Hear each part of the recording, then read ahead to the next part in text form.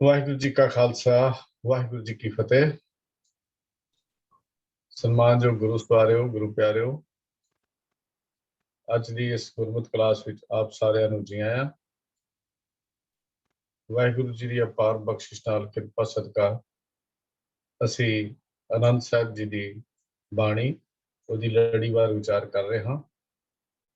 ਰਾਮਕਲੀ ਰਾਗ ਵਿੱਚ ਇਹ ਬਾਣੀ ਸਤਿਗੁਰੂ ਗੁਰੂ ਅਮਰਦਾਸ ਮਹਾਰਾਜ ਜੀ ਦੀ ਉਚਾਰਨ ਕੀਤੀ ਹੋਈ ਹੈ। 25 ਨਵੰਬਰ ਤੱਕ ਅਸੀਂ ਇਹਦੀ ਵਿਚਾਰ ਕਰ ਚੁੱਕੇ ਹਾਂ। ਅੱਜ 26ਵੀਂ ਪੌੜੀ ਤੋਂ ਇਹ ਬਾਣੀ ਦੀ ਵਿਚਾਰ ਆਰੰਭ ਹੋਏਗੀ। ਮੈਂ ਵੀਰ ਪ੍ਰਭਕੀਰਤਨ ਸਿੰਘ ਜੀ ਨੂੰ ਬੇਨਤੀ ਕਰਦਾ ਹਾਂ ਕਿ ਅੱਜ ਦੀ ਇਹ ਵਿਚਾਰ ਆਰੰਭ ਕਰਨ। ਇਹ ਬਾਣੀ ਦੀ ਵਿਚਾਰ ਦੀ ਸੇਵਾ ਪ੍ਰਭਕੀਰਤਨ ਸਿੰਘ ਜੀ ਨਿਭਾ ਰਹੇ ਹਨ। ਵੀਰ ਪ੍ਰਭਕੀਰਤਨ ਸਿੰਘ ਜੀ, ਵਾਹਿਗੁਰੂ ਜੀ ਕਾ ਖਾਲਸਾ ਵਾਹਿਗੁਰੂ ਜੀ ਕੀ ਫਤਿਹ। ਵਾਹਿਗੁਰੂ ਜੀ, ਇੱਕ ਓੰਕਾਰ ਸਤਨਾਮ ਕਰਤਾ ਪੁਰਖ ਨਿਰਭਉ ਨਿਰਵੈਰ ਅਕਾਲ ਮੂਰਤ ਅਜੂਨੀ ਸੈਭੰ ਗੁਰ ਪ੍ਰਸਾਦ। ਵਾਹਿਗੁਰੂ ਜੀ ਕਾ ਖਾਲਸਾ ਵਾਹਿਗੁਰੂ ਜੀ ਕੀ ਫਤਿਹ। ਜਿਵੇਂ ਕਿ ਵੀਰ ਜੀ ਨੇ ਦੱਸਿਆ, ਅੱਜ ਆਪਾਂ 26ਵੀਂ ਪੌੜੀ ਦੀ ਵਿਚਾਰ ਕਰਨੀ ਹੈ ਜੀ। ਹਾਂਜੀ, ਸ਼ਿਵ ਸ਼ਕਤ ਆਪ ਉਪਾਇਕ ਜਿਹੜੇ ਆਪ ਜੀ ਦੇ ਸਾਹਮਣੇ ਡਿਸਪਲੇ ਹੈ। ਆਓ ਸਭ ਤੋਂ ਪਹਿਲਾਂ ਇਸ ਪੌੜੀ ਦਾ ਇੱਕ ਵਾਰੀ ਪਾਠ ਕਰ ਲਈਏ ਜੀ। ਸ਼ਿਵ ਸ਼ਕਤ ਆਪ ਉਪਾਇਕ ਕਰਤਾ ਆਪੇ ਹੁਕਮ ਵਰਤਾਏ, ਹੁਕਮ ਵਰਤਾਏ ਆਪ ਵੇਖੈ ਗੁਰਮੁਖ ਕਿਸੈ 부ਝਾਏ, ਤੋੜੇ ਬੰਧਨ ਹੋਵੈ ਮੁਕਤ ਸ਼ਬਦ ਮਨ ਵਸਾਏ, ਗੁਰਮੁਖ ਜਿਸਨੂੰ ਆਪ ਕਰੇ ਸੋ ਹੋਵੈ, ਇਕ ਸਿਉ ਲਿਵ ਲਾਏ, ਕਹੈ ਨਾਨਕ ਆਪ ਕਰਤਾ ਆਪੇ ਹੁਕਮ 부ਝਾਏ। ਜਿਵੇਂ ਕਿ ਆਪਾਂ ਕੱਲ ਵਿਚਾਰ ਕੀਤੀ ਸੀ ਜਿਹੜੀਆਂ 3 ਪੌੜੀਆਂ ਦੀ, ਉਸ ਦੇ ਵਿੱਚ ਸਤਿਗੁਰੂ ਜੀ ਨੇ ਸੱਚੀ ਬਾਣੀ, ਕੱਚੀ ਬਾਣੀ ਤੇ ਅੰਤਲੀ ਪੌੜੀ ਦੇ ਵਿੱਚ ਸ਼ਬਦ ਦੀ ਮਹੱਤਤਾ, ਮਹਾਨਤਾ, ਉਚਾਈ ਦੀ ਗੱਲ ਸਤਿਗੁਰੂ ਜੀ ਨੇ ਕੀਤੀ ਸੀ। ਜਿਵੇਂ ਉੱਥੇ ਸਤਿਗੁਰੂ ਜੀ ਨੇ ਸਾਨੂੰ ਦ੍ਰਿੜ ਕਰਵਾਇਆ ਸੀ ਕਿ ਇਸ ਜੀਵਨ ਦੀ ਸੇਧ, ਆਨੰਦ ਨੂੰ ਕਿਸ ਤਰ੍ਹਾਂ ਪ੍ਰਾਪਤ ਕਰਨਾ ਹੈ, ਪ੍ਰਭੂ ਦੀ ਸਿਫਤ ਸਲਾਹ ਨਾਲ ਕਿਵੇਂ ਜੁੜਨਾ ਹੈ, ਨਾਮ ਸਿਮਰਨ ਦੇ ਨਾਲ ਕਿਵੇਂ ਜੁੜਨਾ ਹੈ, ਇਹ ਜਿਹੜੀ ਸੇਧ ਹੈ ਇਹ ਸੱਚੀ ਬਾਣੀ ਤੋਂ ਹੀ ਪ੍ਰਾਪਤ ਹੁੰਦੀ ਹੈ ਤੇ ਕੱਚੀ ਬਾਣੀ ਤੋਂ ਪ੍ਰਾਪਤ ਨਹੀਂ ਹੁੰਦੀ। ਕੱਚੀ ਬਾਣੀ ਦੇ ਬਾਰੇ ਆਪਾਂ ਕੱਲ ਸਮਝਣ ਦਾ ਯਤਨ ਕੀਤਾ ਸੀ ਕਿ ਇਸ ਦੇ ਅਰਥ ਵਿਸ਼ਾਲ ਹਨ ਔਰ ਇਹਦੇ ਵਿੱਚ ਉਹ ਸਾਰੇ ਧਾਰਮਿਕ ਗ੍ਰੰਥ ਜਿਹੜੇ ਮਨੁੱਖ ਨੂੰ ਅਧੂਰੀ ਜਾਣਕਾਰੀ ਦਿੰਦੇ ਹਨ, ਜੀਵਨ ਕਿਵੇਂ ਬਿਤਾਉਣਾ ਹੈ, ਜੀਵਨ ਦਾ ਮਨੋਰਥ ਕੀ ਹੈ, ਪ੍ਰਭੂ ਨਾਲ ਕਿਸ ਤਰ੍ਹਾਂ ਜੁੜਨਾ ਹੈ, ਇਸ ਚੀਜ਼ ਦੇ ਬਾਰੇ ਤਾਂ ਕੱਚੀ ਬਾਣੀ ਸਤਿਗੁਰੂ ਜੀ ਨੇ ਉਹਨਾਂ ਸਾਰਿਆਂ ਨੂੰ ਕਿਹਾ ਸੀ। ਤੋ ਅੱਜ ਵੀ ਸਤਿਗੁਰੂ ਜੀ ਉਹੀ ਗੱਲ ਸਾਨੂੰ ਸਮਝਾ ਰਹੇ ਹਨ, ਪਰ ਇੱਕ ਵੱਖਰੇ ਢੰਗ ਦੇ ਨਾਲ ਸਮਝਾ ਰਹੇ ਹਨ। ਆਓ ਆਪਾਂ ਇਸ ਗੱਲ ਨੂੰ ਦੁਬਾਰਾ ਇੱਕ ਵਾਰੀ ਸਮਝੀਏ। ਜੋ ਇਹ ਸ਼ਬਦ ਹੈ ਸ਼ੁਰੂ ਹੋ ਰਿਹਾ ਹੈ, ਸ਼ਿਵ ਸ਼ਕਤ ਆਪ ਉਪਾਏ ਕੈ ਕਰਤਾ ਆਪੇ ਹੁਕਮ ਵਰਤਾਏ। ਇਹ ਜੋ ਪਹਿਲੀ ਪੰਕਤੀ ਹੈ, ਇਹ ਜੇ ਅਸੀਂ ਸਿੱਖ ਫਲਸਫੇ ਦੇ ਪੱਖੋਂ ਵੀ ਇਹਨੂੰ ਦੇਖੀਏ ਤਾਂ ਇਸ ਇੱਕ ਪੰਕਤੀ ਦੇ ਵਿੱਚ ਸਤਿਗੁਰੂ ਜੀ ਨੇ ਜੋ ਦੂਜੀਆਂ ਫਿਲਾਸਫੀਆਂ ਦੇ ਬਹੁਤ ਸਾਰੇ ਜੋ ਸਿਧਾਂਤ ਹਨ ਉਹਨਾਂ ਨੂੰ ਸਾਡੇ ਸਾਹਮਣੇ ਕਲੀਅਰ ਕਰ ਦਿੱਤਾ ਹੈ ਕਿ ਗੁਰਮਤਿ ਦੀ ਨਜ਼ਰ ਦੇ ਵਿੱਚ ਉਹ ਕੀ ਹਨ। ਪਰ ਇਹ ਇਸ ਦਾ ਇੱਕ ਡੂੰਘਾ ਪੱਖ ਹੈ ਜੋ ਆਪਾਂ ਬਾਅਦ ਵਿੱਚ ਵਿਚਾਰ ਕਰਾਂਗੇ। ਪਹਿਲਾਂ ਇਹਨੂੰ ਆਪਾਂ ਇੱਕ ਵਾਰੀ ਅਰਥ ਸਮਝ ਲਈਏ ਤੇ ਸਾਡੇ ਅਮਲੀ ਜੀਵਨ ਦੇ ਵਿੱਚ ਇਸ ਪੌੜੀ ਦੀ, ਇਹਦੇ ਵਿੱਚ ਦਿੱਤੀ ਸਿੱਖਿਆ ਦੀ ਕੀ ਮਹਾਨਤਾ ਹੈ, ਆਪਾਂ ਉਹਦੀ ਵਿਚਾਰ ਕਰ ਲਈਏ। शिव शक्त आप उपायक है। शिव का भाव है चेतन सत्ता जो जीव के अंदर जीव आत्मा के रूप विच मौजूद है, ते शक्त है प्रभु की वो रचना, जड़ रचना जिहदे विच चेतनता नहीं होंदी। इहदे बारे सब फिलासफियां ने आपो अपने ढंग नाल व्याख्या की है, जिहदे बारे आपां बाद विच जिक्र करांगे। तो सतगुरु जी कह रहे हैं कि इस जगत दे विच जिहड़ी जड़ रचना है, भाव अचेत रचना है जिहदे विच चेतनता नहीं है, ਅਤੇ जीव ਦੇ अंदर जो चेतन सत्ता, सतगुरु जी कह रहे हैं शिव के नाम नाल ਉਹਨੂੰ संबोधन कर रहे हैं, जिहड़ी चेतन सत्ता जीव आत्मा के रूप विच सतगुरु जी कह रहे हैं अंदर रखी है। रचना के इन्हां दोनों हिस्सिਆਂ ਨੂੰ सतगुरु जी कह रहे हैं कि आप उपायक है। ये जीवात्मा ते जिहड़ी अचेत है, इनू असीं कई नावां नाल संबोधन करते हैं। माया भी कह देंगे हाँ, प्रकृति भी कह देंगे हाँ।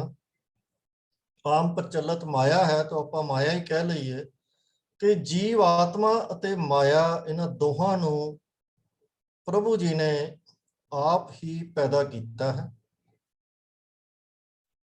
करता आपे हुक्म वरताए, ते उस करते प्रभु ने, इस जगत नू बनाउण वाले करते ने आपे हुक्म वरताए। जो उहदा हुक्म इस जगत दे विच वरत रहा है, वो हुक्म उस करते ने आप वरताया है। ਇਹਦੇ ਵਿੱਚ ਇੱਕ ਸਪੈਸੀਫਿਕ जो ਕੰਟੈਕਸਟ ਇਹਦੇ ਵਿੱਚ ਪੌੜੀ ਦੇ ਵਿੱਚ ਆ ਜਾਂਦਾ ਹੈ ਕਿ ਚੇਤਨਤਾ ਅਤੇ ਜੜ ਰਚਨਾ ਜੋ ਮਾਇਆ ਹੈ, ਇਹਦੇ ਆਪਸ ਵਿੱਚ ਕੀ ਸੰਬੰਧ ਹਨ, ਕੀ ਹੋਣੇ ਚਾਹੀਦੇ ਹਨ, ਤੇ ਜੀਵਨ ਬਿਤਾਉਣ ਵਾਸਤੇ, ਚੰਗਾ ਜੀਵਨ ਬਿਤਾਉਣ ਵਾਸਤੇ, ਜੀਵਨ ਮਨੋਰਥ ਨੂੰ ਪ੍ਰਾਪਤ ਕਰਨ ਵਾਸਤੇ ਇਹਨਾਂ ਦੇ ਆਪਸ ਵਿੱਚ ਕੀ ਸੰਬੰਧ ਹੋਣੇ ਚਾਹੀਦੇ ਹਨ, ਇਹ ਵੀ ਉਸ ਹੁਕਮ ਦਾ ਹਿੱਸਾ ਹੈ। तो ਇਹਦੇ अर्थ ਆਪਾਂ ਇਸ ਤਰ੍ਹਾਂ ਵੀ ਕਰ ਸਕਦੇ ਹਾਂ ਕਿ ਜੀਵ ਆਤਮਾ ਅਤੇ ਮਾਇਆ ਦੋਹਾਂ ਨੂੰ ਅਕਾਲ ਪੁਰਖ ਨੇ ਬਣਾਇਆ ਹੈ, ਤੇ ਉਸ ਦੇ ਹੁਕਮ ਦੇ ਵਿੱਚ ਹੀ ਜੀਵਾਂ ਦਾ ਮਾਇਆ ਨਾਲ ਵਰਤਾਰਾ ਹੈ, ਜੋ ਆਮ ਤੌਰ ਦੇ ਉੱਤੇ ਜੀਵ ਜੋ ਹੈ ਮਾਇਆ ਦੇ ਜ਼ੋਰ ਦੇ ਵਿੱਚ, ਮਾਇਆ ਦੀ ਗੁਲਾਮੀ ਦੇ ਵਿੱਚ, ਮਾਇਆ ਦੇ ਅਧੀਨ ਹੋ ਕੇ ਆਪਣਾ ਜੀਵਨ ਬਿਤਾ ਰਹੇ ਹਨ। तो आम तौर पर जदों असी अज्ञानता का जीवन जी रहे होंदे हाँ, जदों असी गुरु की सिक्ख्या उत्ते नहीं चल रहे होंदे, ते साडा जीवन ऐसा ही हुंदा है, साडे लई हुक्म इउं ही वरतदा है कि असी माया दे अधीन हो के, माया की गुलामी दे विच, माया के जोर दे विच ही असी अपना जीवन बिता रहे हाँ। क्योंकि जदों तक सानू ये चेतनता गुरु नहीं देंदा, गुरु ये सेध नहीं देंदा कि असी अपना जीवन किद्दां बिताउणा है, साडा जीवन इस तरह ही बीत रहा होता।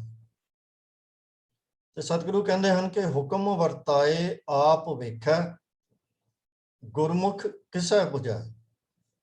उन्हें हुक्म अकाल पुरख आप वरता रहा है, आप ही वेख रहा है, संभाल भी साडी कर रहा है, ते जो असी कर रहे हैं, जो खेड वरत रही है, जिहदे विच असी अपना जीवन बिता रहे हैं, उस खेड नूं अकाल पुरख आप ही वरता रहा है, ते आप ही वो देख रहा है कि असी किस तरह अपना जीवन बतीत कर रहे हैं।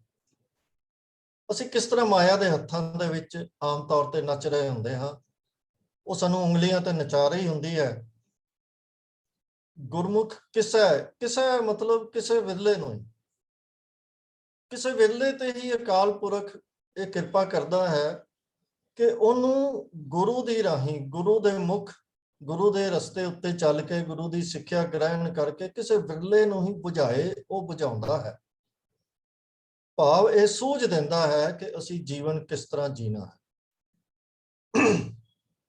तो सतगुरु कह रहे हैं कि ये माया और जीव आत्मा, जीव जो असी खुद हाँ, उन्होंने बना के सच्चे पातशाह कह रहे हैं कि अकाल पुरख ने ऐसा हुक्म वरताया है कि असी माया के अधीन होकर जीवन बिता रहे हाँ।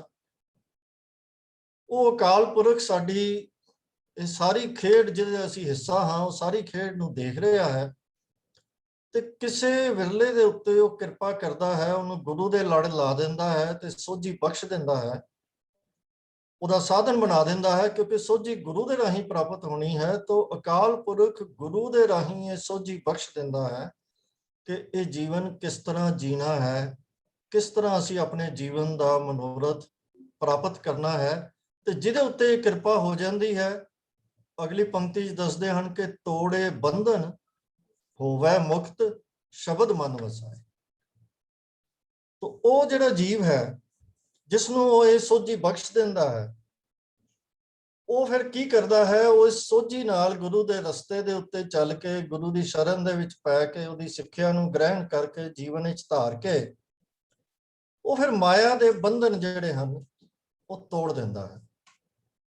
ਕਿਉਂਕਿ ਅਸੀਂ ਮਾਇਆ ਦੇ ਜਿਹੜੇ ਜ਼ੋਰ ਥੱਲੇ ਜੀਵਨ ਬਿਤਾ ਰਹੇ ਹੁੰਦੇ ਹਾਂ, ਗੁਲਾਮੀ ਥੱਲੇ, ਤਾਂ ਇਹ ਜਿਹੜਾ ਗੁਲਾਮੀ ਦਾ ਬੰਧਨ ਹੈ, ਮੋਹ ਦਾ ਬੰਧਨ ਹੈ, ਮਾਇਆ ਦੇ ਨਾਲ ਪਿਆਰ ਦਾ ਬੰਧਨ ਹੈ, ਉਹ ਬੰਧਨ ਜਿਹੜਾ ਹੈ ਉਹ ਤੋੜ ਦਿੰਦਾ ਹੈ।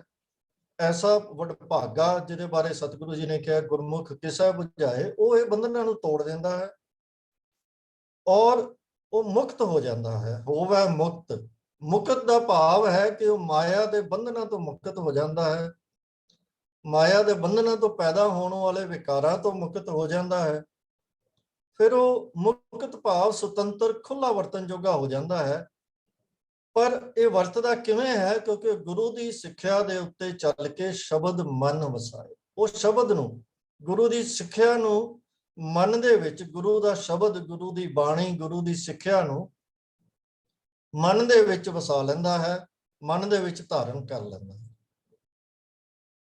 ਤੋ ਸਤਿਗੁਰੂ ਜੀ ਨੇ ਇੱਥੇ ਸਾਨੂੰ ਜੋ ਸਿੱਖਿਆ ਦਿੱਤੀ ਹੈ ਕਿ ਜੇ ਅਸੀਂ ਜੀਵਨ ਨੂੰ ਮਾਇਆ ਤੋਂ ਮੁਕਤ ਹੋ ਕੇ ਬਿਤਾਉਣਾ ਹੈ ਤਾਂ ਉਸ ਦਾ ਰਸਤਾ ਹੈ ਗੁਰੂ ਦੇ ਲੜ ਲੱਗਣਾ, ਗੁਰੂ ਦੀ ਬਾਣੀ ਨੂੰ, ਗੁਰੂ ਦੀ ਸਿੱਖਿਆ ਨੂੰ, ਗੁਰੂ ਦੇ ਸ਼ਬਦ ਨੂੰ ਮਨ ਵਿੱਚ ਵਸਾਉਣਾ, ਧਾਰਨਾ ਤੇ ਜੀਵਨ ਦੇ ਵਿੱਚ ਧਾਰਨਾ।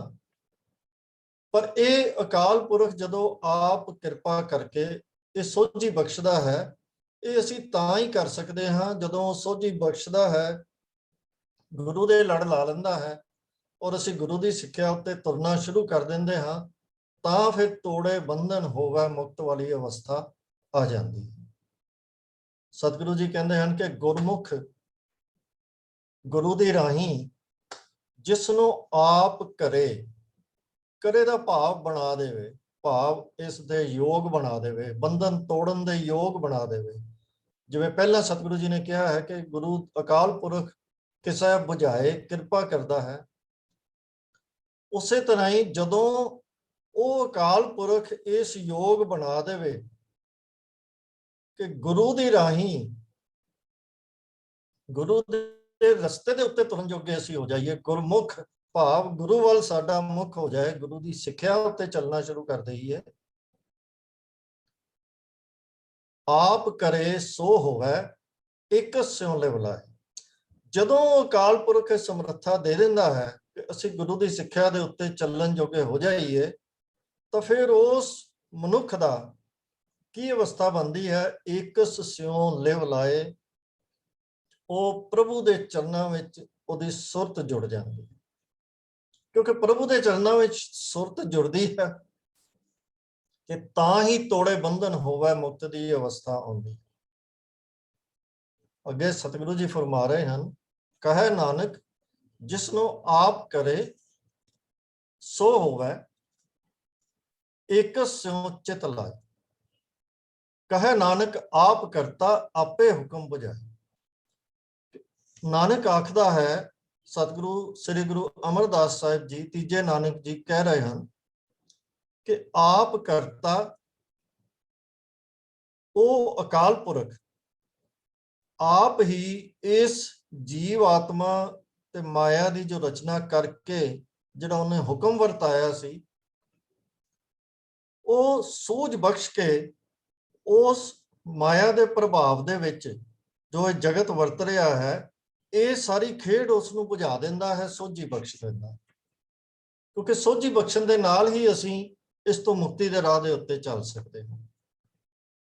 ਤੋ ਇਸ ਪੌੜੀ ਦੇ ਵਿੱਚ ਸਤਿਗੁਰੂ ਜੀ ਨੇ ਸਾਨੂੰ ਜੋ ਸਮਝਾਇਆ ਹੈ ਕਿ ਪ੍ਰਭੂ ਦੀ ਰਜ਼ਾ ਦੇ ਵਿੱਚ ਜੀਵ ਮਾਇਆ ਇਹ ਖੇਡ ਚੱਲ ਰਹੀ ਹੈ ਅਤੇ ਜੀਵ ਮਾਇਆ ਦੇ ਹੱਥਾਂ ਵਿੱਚ ਖੇਲ ਰਹੇ ਹਨ, ਉਹਦੇ ਹੱਥਾਂ ਤੇ ਨੱਚ ਰਹੇ ਹਨ, ਉਹਦੀ ਗੁਲਾਮੀ ਕਰ ਰਹੇ ਹਨ।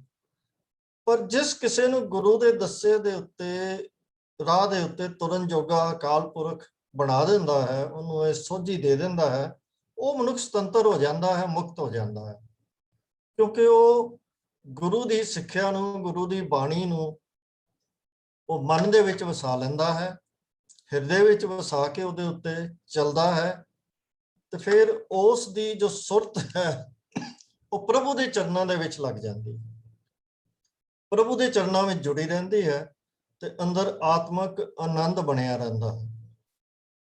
ਤੋ ਇਹ ਆਤਮਕ ਆਨੰਦ ਦੀ ਪ੍ਰਾਪਤੀ, ਉਹਦੇ ਵਾਸਤੇ ਅਕਾਲ ਪੁਰਖ ਦੀ ਮਿਹਰ, ਗੁਰੂ ਦੀ ਸ਼ਰਨ, ਉਹਦੀ ਪ੍ਰਾਪਤੀ, ਤੇ ਫਿਰ ਗੁਰੂ ਦੀ ਸ਼ਰਨ ਦੇ ਵਿੱਚ ਪੈ ਕੇ ਉਹਦੀ ਸਿੱਖਿਆ ਉੱਤੇ ਵੀ ਜੋ ਚੱਲਣ ਦੀ ਸਮਰੱਥਾ ਹੈ, ਬਖਸ਼ਿਸ਼ ਹੈ, ਉਹ ਵੀ ਅਕਾਲ ਪੁਰਖ ਦੀ ਮਿਲ ਜਾਵੇ, ਤਾਂ ਫਿਰ ਹੀ ਕੋਈ ਮਨੁੱਖ ਜੋ ਹੈ ਉਹ ਆਨੰਦ ਤੱਕ ਪਹੁੰਚ ਸਕਦਾ ਹੈ, ਨਾਮ ਸਿਮਰਨ ਤੱਕ ਪਹੁੰਚ ਸਕਦਾ ਹੈ, ਪ੍ਰਭੂ ਮਿਲਾਪ ਤੱਕ ਪਹੁੰਚ ਸਕਦਾ ਹੈ।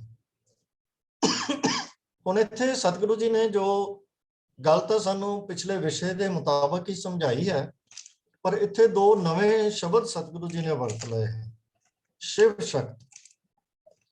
ਥੋੜੀ ਜਿਹੀ ਸਾਨੂੰ ਇਹਨਾਂ ਦੇ ਬਾਰੇ ਵਿਚਾਰ ਕਰਨੀ ਬਣਦੀ ਹੈ, ਕਿਉਂਕਿ ਅੱਜ ਕੱਲ ਜੋ ਜਿਸ ਸਮੇਂ ਦੇ ਵਿੱਚੋਂ ਅਸੀਂ ਲੰਘ ਰਹੇ ਹਾਂ, ਇਹ ਸਾਡੇ ਵਾਸਤੇ ਬਹੁਤ ਮਹੱਤਵਪੂਰਨ ਹੋ ਚੁੱਕੀ ਹੈ। ਸ਼ਿਵ ਤੇ ਸ਼ਕਤ, ਇਹ ਜੋ ਸ਼ਿਵ ਦਾ ਅਸੀਂ ਕਹੀਏ, ਸ਼ਿਵ ਇੱਕ ਅਜਿਹਾ ਦੇਵਤਾ ਹੈ ਜੋ ਬਹੁਤ ਪੁਰਾਣੇ ਸਮੇਂ ਤੋਂ ਜਿਹਦੀ ਪੂਜਾ ਚੱਲ ਰਹੀ ਹੈ।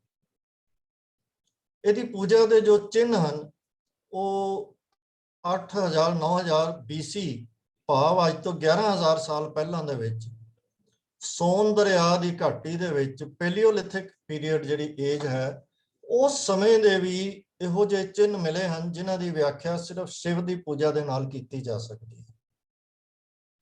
ਤਾਂ ਉਹ ਪੁਰਾਣਾ ਸਮਾਂ ਜਦੋਂ ਆਰੀਆ ਇਸ ਧਰਤੀ ਤੇ ਨਹੀਂ ਆਏ ਸਨ, ਉਦੋਂ ਵੀ ਸ਼ਿਵ ਇਹਦੀ ਪੂਜਾ ਹੁੰਦੀ ਸੀ। ਸਿੰਧੂ ਘਾਟੀ ਦੀ ਸਭਿਅਤਾ ਦੇ ਵਿੱਚ ਵੀ ਸ਼ਿਵ ਦੀ ਪੂਜਾ ਦੇ ਚਿੰਨ੍ਹ ਮਿਲੇ ਹਨ, ਜੋ ਆਰੀਆ ਤੋਂ ਪਹਿਲੇ ਦਾ ਸਮਾਂ ਸੀ। ਤੇ ਸ਼ਿਵ ਦੇ ਦੋ ਹਿੱਸੇ ਮੰਨੇ ਗਏ ਹਨ, ਇੱਕ ਸ਼ਿਵ ਤੇ ਇੱਕ ਸ਼ਕਤੀ। ਸ਼ਿਵ ਨੂੰ ਜਿਹੜੀ ਸੁਪਰੀਮ ਚੇਤਨ ਸੱਤਾ ਹੈ, ਜਿਹਨੇ ਜਗਤ ਦੀ ਰਚਨਾ ਕੀਤੀ, ਉਸ ਸਮੇਂ ਦੇ ਵਿੱਚ ਉਹਨੂੰ ਮੰਨਿਆ ਜਾਂਦਾ ਸੀ।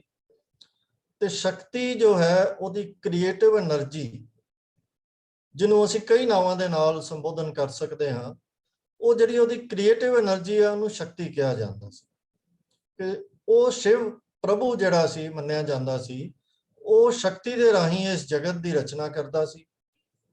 ਦੋਵਾਂ ਨੂੰ ਅਨਾਦਿ ਮੰਨਿਆ ਜਾਂਦਾ ਸੀ, ਸ਼ਕਤੀ ਵੀ ਅਨਾਦਿ ਤੇ ਸ਼ਿਵ ਵੀ ਅਨਾਦਿ, ਦੋਵਾਂ ਦਾ ਦਰਜਾ ਬਰਾਬਰ।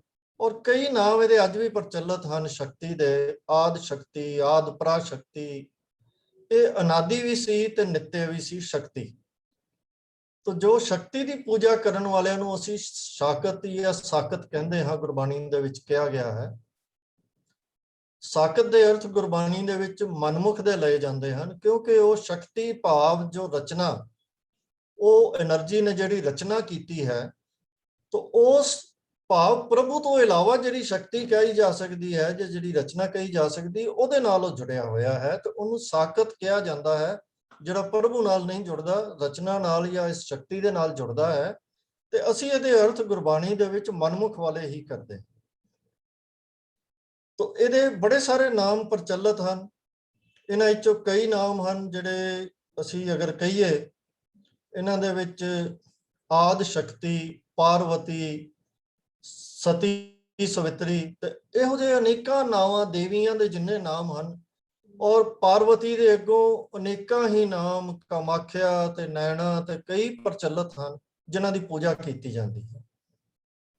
ਇਹਨਾਂ ਵਿੱਚੋਂ ਹੀ ਇੱਕ ਨਾਮ ਜੋ ਸ਼ਕਤੀ ਦਾ ਹੈ ਉਹ ਕੁੰਡਲਨੀ ਵੀ ਹੈ ਔਰ ਭਗਵਤੀ ਵੀ ਹੈ। ਇਹਨਾਂ ਦੀ ਪੂਜਾ ਵੀ ਕੀਤੀ ਜਾਂਦੀ ਹੈ। ਇੱਕ ਸ਼ਲੋਕ ਹੈ, ਮੰਤਰ ਹੈ, ਜਿਸ ਨੂੰ ਕੁੰਡਲਨੀ ਸ਼ਕਤੀ ਮੰਤਰ ਕਿਹਾ ਜਾਂਦਾ ਹੈ। ਉਹ ਮੈਂ ਆਪ ਜੀ ਨੂੰ ਜ਼ਰੂਰ ਪੜ੍ਹ ਕੇ ਸੁਣਾਉਣਾ ਚਾਹੁੰਦਾ ਹਾਂ। ਆਦ ਸ਼ਕਤੀ, ਆਦ ਸ਼ਕਤੀ, ਆਦ ਸ਼ਕਤੀ, ਨਮੋ ਨਮੋ। ਸਰਵ ਸ਼ਕਤੀ, ਸਰਵ ਸ਼ਕਤੀ, ਸਰਵ ਸ਼ਕਤੀ, ਨਮੋ ਨਮੋ। ਪ੍ਰਥਮ ਭਗਵਤੀ, ਪ੍ਰਥਮ ਭਗਵਤੀ, ਪ੍ਰਥਮ ਭਗਵਤੀ, ਨਮੋ ਨਮੋ। ਕੁੰਡਲਨੀ ਮਾਤਾ ਸ਼ਕਤੀ, ਮਾਤਾ ਸ਼ਕਤੀ, ਮਾਤਾ ਸ਼ਕਤੀ, ਨਮੋ ਨਮੋ। ਇਹ ਇੱਕ ਅਜਿਹਾ ਮੰਤਰ ਹੈ ਜਿਹਦਾ ਜਾਪ ਕੀਤਾ ਜਾਂਦਾ ਹੈ। ਇਹ ਜੋ ਮੰਤਰ ਮੈਂ ਆਪ ਜੀ ਨੂੰ ਸੁਣਾਇਆ ਹੈ, ਇਹ ਅਮਰੀਕਾ ਦੇ ਵਿੱਚ ਵਸ ਰਹੇ ਇੱਕ ਬੀਬੀ ਜੀ ਵੱਲੋਂ ਇੱਕ ਪੁਸਤਕ ਲਿਖੀ ਗਈ ਸੀ ਪ੍ਰੈਗਨੈਂਸੀ ਦੇ ਬਾਰੇ। ਇਹ ਬੀਬੀ ਜੀ, ਇਹਨਾਂ ਦਾ ਨਾਮ ਹੈ ਤਰਨ ਤਾਰਨ ਕੌਰ, ਤੇ ਇਹ ਯੋਗੀ ਭਜਨ ਦੇ ਚੇਲੇ ਹਨ। ਉਹਨਾਂ ਨੇ ਆਪਣੀ ਕਿਤਾਬ ਦੇ ਵਿੱਚ ਇਹ ਜੋ ਮੰਤਰ ਮੈਂ ਆਪ ਨੂੰ ਸੁਣਾਇਆ ਹੈ, ਇਹਦਾ ਕਰਤਾ ਯੋਗੀ ਭਜਨ ਨੂੰ ਦੱਸਿਆ ਗਿਆ ਹੈ। ਤੋ ਇਸ ਤਰ੍ਹਾਂ ਜਿਹੜੇ ਸ਼ਕਤੀ ਦੀ ਪੂਜਾ ਕਰਦੇ ਹਨ, ਉਹ ਕਈ ਨਾਵਾਂ ਥੱਲੇ ਕਰਦੇ ਹਨ। ਇੱਕ ਪਾਸੇ ਸ਼ਿਵ ਨੂੰ ਅਨਾਦਿ ਮੰਨਿਆ ਗਿਆ ਹੈ, ਭਾਵ ਉਹਦਾ ਕੋਈ ਰਚਨਹਾਰ ਨਹੀਂ, ਉਹ ਆਦਿ ਕਾਲ ਤੋਂ ਹੈ। ਦੂਜੇ ਪਾਸੇ ਸ਼ਕਤੀ ਨੂੰ ਆਦਿ ਕਾਲ ਤੋਂ ਮੰਨਿਆ ਗਿਆ ਹੈ। ਸ਼ਿਵ ਨੂੰ ਮੰਨਣ ਵਾਲੇ ਸ਼ੈਵ ਅਖਵਾਉਂਦੇ ਹਨ, ਤੇ ਸ਼ਕਤੀ ਨੂੰ ਮੰਨਣ ਵਾਲੇ ਸਾਕਤ ਜਾਂ ਸ਼ਾਕਤ ਅਖਵਾਉਂਦੇ ਹਨ। ਤੋ ਇਹ ਜਿਹੜੀ ਸ਼ਕਤੀ ਜੋ ਹੈ, ਇਹਦੇ ਹੋਰ ਵੀ ਕਈ ਥਾਵਾਂ ਦੇ ਉੱਤੇ ਅਲੱਗ-ਅਲੱਗ ਨਾਵਾਂ ਦੇ ਨਾਲ, ਅਲੱਗ-ਅਲੱਗ ਕਨਸੈਪਟਸ ਦੇ ਵਿੱਚ ਫਰਕ ਦੇ ਨਾਲ ਇਹਨਾਂ ਦਾ ਜ਼ਿਕਰ ਕੀਤਾ ਜਾਂਦਾ ਹੈ। ਜਿਵੇਂ ਸਾਂਖ ਯੋਗ ਮਤ ਦੇ ਵਿੱਚ ਪੁਰਸ਼ ਤੇ ਪ੍ਰਕਿਰਤੀ ਦੀ ਗੱਲ ਕੀਤੀ ਜਾਂਦੀ ਹੈ। ਇਹ ਵੀ ਦੋਵੇਂ ਅਨਾਦਿ ਮੰਨੇ ਗਏ ਹਨ, ਭਾਵ ਇਹਨਾਂ ਦੋਵਾਂ ਦਾ ਵੀ ਦਰਜਾ ਬਰਾਬਰ ਦਾ ਹੈ। ਪ੍ਰਕਿਰਤੀ ਰਚਨਾਤਮਕ ਸ਼ਕਤੀ ਉੱਥੇ ਵੀ ਮੰਨੀ ਗਈ ਹੈ, ਔਰ ਇਸੇ ਪ੍ਰਕਿਰਤੀ ਦੇ ਜੋ ਹੈ ਉਹ 3 ਗੁਣ ਮੰਨੇ ਜਾਂਦੇ ਹਨ, ਭਾਵ 3 ਹਿੱਸੇ ਮੰਨੇ ਜਾਂਦੇ ਹਨ। ਤੋ ਸ਼ਾਕਤ ਸ਼ਕਤੀ ਦੇ ਪੁਜਾਰੀ, ਮਾਇਆ ਦੇ ਪੁਜਾਰੀ, ਕਿਉਂਕਿ ਇਸੇ ਚੀਜ਼ ਨੂੰ ਵਿਦਾਂਤ ਦੇ ਵਿੱਚ ਮਾਇਆ ਦਾ ਨਾਮ ਦਿੱਤਾ ਗਿਆ ਹੈ। ਤੋ ਇਹ ਸਾਰੇ ਮਨਮੁਖਾਂ ਦੇ ਅਰਥ ਦੇ ਵਿੱਚ ਅਸੀਂ ਲੈਂਦੇ ਹਾਂ। ਹੁਣ ਸਤਿਗੁਰੂ ਜੀ ਨੇ ਇਸ ਇੱਕ ਪੰਕਤੀ ਦੇ ਵਿੱਚ ਇੱਕ ਅਜਿਹਾ ਸਿਧਾਂਤ ਦੱਸਿਆ ਜਿਹੜਾ ਸਾਨੂੰ ਸਾਰਿਆਂ ਨਾਲੋਂ ਵੱਖਰਾ ਕਰਕੇ ਦੱਸਦਾ ਹੈ, ਤੇ ਇਹਦੀ ਨਿਖੇਧੀ ਕਰਦਾ ਹੈ, ਕਿਉਂਕਿ ਬਾਕੀ ਸਾਰਿਆਂ ਵਿੱਚ ਇਹਨਾਂ ਨੂੰ ਅਨਾਦਿ ਆਪਣੇ ਆਪ ਤੋਂ ਪੈਦਾ ਹੋਏ ਮੰਨਿਆ ਗਿਆ ਹੈ। ਲੇਕਿਨ ਸਤਿਗੁਰੂ ਜੀ ਕਹਿ ਰਹੇ ਹਨ ਕਿ ਸ਼ਿਵ ਸ਼ਕਤ ਆਪ ਉਪਾਇਕ ਹੈ, ਕਰਤਾ ਆਪੇ ਹੁਕਮ ਵਰਤਾਏ। ਪ੍ਰਕਿਰਤੀ ਨੂੰ ਵੀ ਪੈਦਾ ਕਰਨ ਵਾਲਾ, ਸ਼ਕਤੀ ਨੂੰ ਵੀ ਪੈਦਾ ਕਰਨ ਵਾਲਾ, ਤੇ ਸ਼ਿਵ ਜਿਹੜੀ ਚੇਤਨ ਸੱਤਾ ਨੂੰ ਵੀ ਪੈਦਾ ਕਰਨ ਵਾਲਾ, ਉਹ ਅਕਾਲ ਪੁਰਖ ਹੈ। ਭਾਵ ਕਿ ਅਕਾਲ ਪੁਰਖ ਨੇ ਚੇਤਨ ਸ਼ਕਤੀ ਨੂੰ ਵੀ ਪੈਦਾ ਕੀਤਾ, ਅਤੇ ਪ੍ਰਕਿਰਤੀ ਭਾਵ ਇਹ ਜੋ ਮਾਇਆ ਹੈ, ਰਚਨਾ ਹੈ, ਇਸ ਨੂੰ ਵੀ ਅਕਾਲ ਪੁਰਖ ਨੇ ਪੈਦਾ ਕੀਤਾ। ਹੁਣ ਇੱਥੇ ਸ਼ਿਵ ਸ਼ੈਵ ਮਤ ਤੇ ਸ਼ਾਕਤ ਮਤ ਦੇ ਨਾਲੋਂ ਸਾਡਾ ਫਰਕ ਸਪਸ਼ਟ ਇੱਕ ਪੰਕਤੀ ਦੇ ਵਿੱਚ ਸਾਹਮਣੇ ਹੋ ਕੇ ਸਾਡੇ ਆ ਗਿਆ। ਪਰ ਇੱਥੇ ਇੱਕ ਹੋਰ ਵੀ ਜਿਹੜੀ ਇਹਦੀ ਅਗਰ ਹੋਰ ਥੋੜੀ ਜਿਹੀ ਡੂੰਘਾਈ ਵਿੱਚ ਇਹਨੂੰ ਵਿਚਾਰੀਏ, ਤੇ ਇੱਕ ਹੋਰ ਬੜੀ ਡੂੰਘੀ ਗੱਲ ਸਤਿਗੁਰਾਂ ਨੇ ਇੱਕ ਹੀ ਪੰਕਤੀ ਦੇ ਵਿੱਚ ਕਹਿ ਦਿੱਤੀ। ਇੱਥੇ ਅਗਰ ਅਸੀਂ ਇਹ ਵੀ ਕਹੀਏ ਕਿ ਇੱਕ ਕੁੱਜੇ ਦੇ ਵਿੱਚ ਸਮੁੰਦਰ ਕਹਿ ਦਿੱਤਾ, ਤੇ ਉਹ ਵੀ ਗੱਲ ਗਲਤ ਹੋ ਜਾਏਗੀ, ਕਿਉਂਕਿ ਇਹ ਤਾਂ ਜਿਵੇਂ ਇੱਕ ਤੁਪਕੇ ਦੇ ਵਿੱਚ ਸਤਿਗੁਰਾਂ ਨੇ ਸਮੁੰਦਰ ਰੱਖ ਦਿੱਤਾ ਹੈ। ਇੱਥੇ ਸਤਿਗੁਰਾਂ ਨੇ ਜੋ ਵਿਦਾਂਤ ਦਾ ਹੈ ਸਿਧਾਂਤ, ਵਿਦਾਂਤ ਦੇ ਵਿੱਚ ਪ੍ਰਭੂ ਨੂੰ, ਬ੍ਰਹਮ ਨੂੰ ਸਤ ਚਿਤ ਆਨੰਦ ਕਿਹਾ ਜਾਂਦਾ ਹੈ। ਸਤ ਦਾ ਭਾਵ ਹੈ ਉਹਦੀ ਸਦੀਵੀ ਹੋਂਦ ਹੈ, ਚਿੱਤ ਭਾਵ ਉਹ ਚੇਤਨਤਾ ਹੈ, ਤੇ ਆਨੰਦ ਭਾਵ ਉਹ ਆਨੰਦ ਦਾ ਸਰੂਪ ਹੈ। ਸਤਿਗੁਰੂ ਜੀ ਇੱਥੇ ਕਹਿ ਰਹੇ ਹਨ ਕਿ ਚੇਤਨਤਾ ਨੂੰ ਜਨਮ ਦੇਣ ਵਾਲਾ ਉਹ ਕਰਤਾ ਹੈ। ਕਰਤਾ ਚੇਤਨਤਾ ਨਹੀਂ ਹੈ, ਕਰਤਾ ਜੋ ਹੈ ਉਹ ਚੇਤਨਤਾ ਨੂੰ ਜਨਮ ਦੇਣ ਵਾਲਾ ਹੈ। ਸ਼ਿਵ ਸ਼ਕਤ ਆਪ ਉਪਾਇਕ ਹੈ, ਕਰਤਾ ਆਪੇ ਹੁਕਮ ਵਰਤਾ ਹੈ। ਤੋ ਇਉਂ ਇਸ ਇੱਕ ਪੰਕਤੀ ਦੇ ਸਿਧਾਂਤ ਨੂੰ ਅਗਰ ਸਮਝ ਲਈਏ, ਤਾਂ ਅਸੀਂ ਦੂਜੀਆਂ ਫਿਲਾਸਫੀਆਂ ਦੇ ਨਾਲੋਂ ਸਿੱਖੀ ਫਿਲਾਸਫੀ ਜਿਹੜੀ ਹੈ, ਗੁਰਮਤ ਦੀ ਫਿਲਾਸਫੀ ਹੈ, ਉਹ ਕਿਵੇਂ ਸਮਝ ਸਕਦੇ ਹਨ ਕਿ ਚੇਤਨਤਾ ਵੀ ਜੋ ਹੈ, ਚੇਤਨ ਸ਼ਕਤੀਆਂ ਵੀ ਜੋ ਹਨ, ਇਹ ਵੀ ਪ੍ਰਭੂ ਦੀ ਰਚਨਾ ਹਨ, ਤੇ ਆਪੇ ਹੁਕਮ ਵਰਤਾਏ, ਭਾਵ ਉਹਦੇ ਹੁਕਮ ਦੇ ਵਿੱਚ ਹੀ, ਉਹਦੇ ਸਿਸਟਮ ਦੇ ਵਿੱਚ ਹੀ, ਜਿਹੜਾ ਆਰਡਰ ਉਹਨੇ ਐਸਟੈਬਲਿਸ਼ ਕੀਤਾ, ਉਹਦੇ ਵਿੱਚ ਹੀ ਇਹ ਵਰਤ ਰਹੀਆਂ। ਸੋ ਪ੍ਰਭੂ ਤੇ ਉਹਦੀ ਰਚਨਾ, ਰਚਨਾ ਦੇ ਵਿੱਚ ਕੇਵਲ ਪ੍ਰਕਿਰਤੀ ਨਹੀਂ, ਇਹ ਚੇਤਨਤਾ ਵੀ ਉਹਦੀ ਰਚਨਾ ਹੈ। ਇਹ ਦੋ ਚੀਜ਼ਾਂ ਹਨ। ਹੁਣ ਇੱਥੇ ਸਤਿਗੁਰੂ ਜੀ ਜੋ ਸਾਨੂੰ ਸਮਝਾ ਰਹੇ ਹਨ, ਕੋਈ ਪ੍ਰਭੂ ਦੇ ਨਾਲ ਜੁੜਦਾ ਹੈ, ਤੇ ਕੋਈ ਉਹਦੀ ਰਚਨਾ ਦੇ ਨਾਲ ਜੁੜਦਾ ਹੈ। ਪਰ ਕਿਸ ਨੇ ਕਿਸ ਦੇ ਨਾਲ ਜੁੜਨਾ ਹੈ, ਉਹ ਸਤਿਗੁਰੂ ਜੀ ਕਹਿ ਰਹੇ ਹਨ ਕਿ ਇਹ ਗੁਰਮੁਖ ਕਿਸੈ ਬੁਝਾਏ। ਭਾਵ ਕਿ ਪ੍ਰਭੂ ਆਪ ਹੀ ਇਹ ਸੋਝੀ ਗੁਰੂ ਰਾਹੀਂ ਦਿੰਦਾ ਹੈ, ਤੇ ਫਿਰ ਇਹਦਾ ਨਤੀਜਾ ਕੀ ਹੈ ਕਿ ਉਹਦੇ ਬੰਧਨ ਟੁੱਟ ਜਾਂਦੇ ਹਨ, ਉਹ ਸੁਤੰਤਰ ਹੋ ਜਾਂਦਾ ਹੈ, ਮੁਕਤ ਹੋ ਜਾਂਦਾ ਹੈ, ਕਿਉਂਕਿ ਉਹਦੇ ਮਨ ਦੇ ਵਿੱਚ ਗੁਰੂ ਦੀ ਸਿੱਖਿਆ, ਗੁਰੂ ਦੀ ਬਾਣੀ ਵਸ ਜਾਂਦੀ। ਹੁਣ ਸਤਿਗੁਰੂ ਜੀ ਕਹਿ ਰਹੇ ਹਨ ਕਿ ਇਹ ਸਾਰੀ ਖੇਡ ਦੇ ਵਿੱਚ ਜਿਸ ਨੇ, ਜਿਹੜੀ ਪ੍ਰਭੂ ਨੇ ਆਪ ਕਰਵਾਈ ਹੈ, ਹੁਣ ਗੁਰਮੁਖ ਜਿਸਨੂੰ ਆਪ ਕਰੇ ਸੋ ਹੋਵੇ, एक स्यों चितलाए, कहे नानक आप करता आपे हुक्म बुझाए। पहली पंक्ति ਦੇ ਵਿੱਚ ਸਤਿਗੁਰਾਂ ਨੇ ਜ਼ਿਕਰ ਕੀਤਾ ਕਿ ਆਪੇ ਹੁਕਮ ਵਰਤਾਏ, ਤੇ ਅੱਗੇ ਕਹਿ ਰਹੇ ਹਨ ਅਖੀਰਲੀ ਪੰਕਤੀ ਦੇ ਵਿੱਚ ਆਪੇ ਹੁਕਮ ਬੁਝਾਏ। ਤਾਂ ਇਹ ਪੌੜੀ ਜਿਹੜੀ ਹੈ, ਜਿਵੇਂ ਅਸੀਂ ਕਹਿੰਦੇ ਹਾਂ ਕਿ ਮਨਮੁਖ ਤੋਂ ਗੁਰਮੁਖ ਦਾ ਜੋ ਸਫ਼ਰ ਹੈ ਇਹੀ ਸਿੱਖ ਦਾ ਜੀਵਨ ਹੈ, ਇਹੀ ਜੋ ਹੁਕਮ ਵਰਤ ਰਿਹਾ ਹੈ ਉਹਦੇ ਵਿੱਚ ਖੇਡ ਰਹੇ ਹਾਂ ਅਸੀਂ। ਉੱਥੋਂ ਤੁਰ ਕੇ ਇਹ ਹੁਕਮ, ਇਹ ਜੋ ਖੇਡ ਸਾਡੀ ਜੋ ਐਵੋਲੂਸ਼ਨ ਸਿੱਖ ਦਾ ਹੋਣਾ ਹੈ, ਉਹ ਹੁਕਮ ਬੁਝਾਏ ਦੀ ਅਵਸਥਾ ਤੱਕ ਦਾ ਹੋਣਾ ਹੈ, ਜਿੱਥੇ ਹੁਕਮ ਦੀ ਸੋਝੀ ਪ੍ਰਾਪਤ ਹੋ ਜਾਵੇ। ਦੇਣੀ ਉਸ ਆਪ ਅਕਾਲ ਪੁਰਖ ਨੇ ਹੈ, ਗੁਰੂ ਦੇ ਰਾਹੀਂ ਦੇਣੀ ਹੈ, ਪਰ ਇਹ ਸਫ਼ਰ ਇਹੀ ਹੈ ਕਿ ਕਿੱਥੇ ਅਸੀਂ ਅਕਾਲ ਪੁਰਖ ਦੇ ਹੁਕਮ ਦੇ ਵਿੱਚ ਖਿਡੌਣਿਆਂ ਵਾਂਗ ਅਚੇਤਤਾ ਦੇ ਵਿੱਚ ਸੁੱਤੇ ਹੋਏ ਅਸੀਂ ਇਹ ਖੇਡ ਖੇਡ ਰਹੇ ਹੁੰਦੇ ਹਾਂ, ਪਰ ਜਦੋਂ ਅਕਾਲ ਪੁਰਖ ਦੀ ਕਿਰਪਾ ਹੋ ਜਾਂਦੀ ਹੈ ਤਾਂ ਫਿਰ ਇਹ ਹੁਕਮ ਬੁਝਾਉਣ ਦੀ ਅਵਸਥਾ ਤੱਕ, ਹੁਕਮ ਦੀ ਸੋਝੀ ਪ੍ਰਾਪਤ ਕਰਨ ਤੱਕ ਦੀ ਅਵਸਥਾ। ਤਾਂ ਇਹ ਸਿੱਖ ਦਾ ਜੀਵਨ ਹੈ। ਇਸ ਪੌੜੀ ਦੇ ਵਿੱਚ ਜੋ ਸਤਿਗੁਰੂ ਸਮਝਾ ਰਹੇ ਹਨ, ਸਾਧਨ ਉਹਨਾਂ ਨੇ ਸਪਸ਼ਟ ਦੱਸ ਦਿੱਤਾ ਹੈ।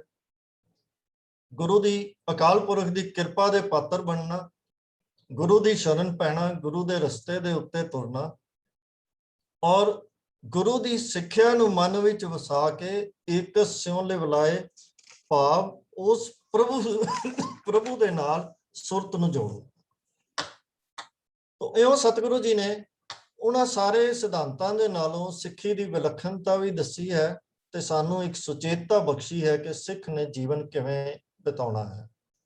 ਆਓ ਅਗਲੀ ਪੌੜੀ ਦੀ ਵਿਚਾਰ ਕਰੀਏ। ਸਿਮਰਤ ਸ਼ਾਸਤਰ ਪੁੰਨ ਪਾਪ ਵਿਚਾਰਦੇ, ਤਤੈ ਸਾਰ ਨਾ ਜਾਣੀ। ਤਤੈ ਸਾਰ ਨਾ ਜਾਣੀ, ਗੁਰੂ ਬਾਝੋਂ ਤਤੈ ਸਾਰ ਨਾ ਜਾਣੀ। ਤੇਹੀ ਗੁਣੀ ਸੰਸਾਰ ਭ੍ਰਮ ਸੁੱਤਾ, ਸੁੱਤਿਆਂ ਰਹਿਣ ਵਿਹਾਣੀ। ਗੁਰ ਕਿਰਪਾ ਤੇ ਸੇ ਜਨ ਜਾਗੇ, ਜਿਨ੍ਹਾਂ ਹਰ ਮਨ ਵਸਿਆ, ਬੋਲੇ ਅੰਮ੍ਰਿਤ ਬਾਣੀ। ਕਹੈ ਨਾਨਕ ਸੋ ਤਤ ਪਾਏ, ਜਿਸਨੂੰ ਆਂਦਿਨ ਹਾਲੇ ਵਲਾਗੈ, ਜਾਗਤ ਰਹਿਣ ਵੇ। ਹੁਣ ਇੱਥੇ ਸਤਿਗੁਰੂ ਜੀ ਹੋਰ ਸਪਸ਼ਟਤਾ ਦੇ ਨਾਲ ਜੋ ਕੱਲ ਵਾਲੀਆਂ 3 ਪੌੜੀਆਂ ਦੇ ਵਿੱਚ ਸਤਿਗੁਰੂ ਜੀ ਨੇ ਜੋ ਗੁਰਬਾਣੀ ਦਾ, ਬਾਣੀ ਦੇ ਨਾਲ ਸਾਨੂੰ ਜੋੜਨ ਦਾ ਸਾਨੂੰ ਉਪਦੇਸ਼ ਦਿੱਤਾ ਸੀ ਔਰ ਕੱਚੀ ਬਾਣੀ ਨਾਲੋਂ ਡਿਸਟਿੰਗੁਇਸ਼ ਕੀਤਾ ਸੀ, ਅੱਜ ਜਦੋਂ ਅਸੀਂ ਇਸ ਪੌੜੀ ਨੂੰ ਵਿਚਾਰਦੇ ਹਾਂ ਤਾਂ ਇਹ ਗੱਲ ਹੋਰ ਚਿੱਟੇ ਦਿਨ ਵਾਂਗ ਸਾਫ਼ ਹੋ ਜਾਵੇਗੀ। ਸਿਮਰਤ ਸ਼ਾਸਤਰ ਪੁੰਨ ਪਾਪ ਵਿਚਾਰਦੇ।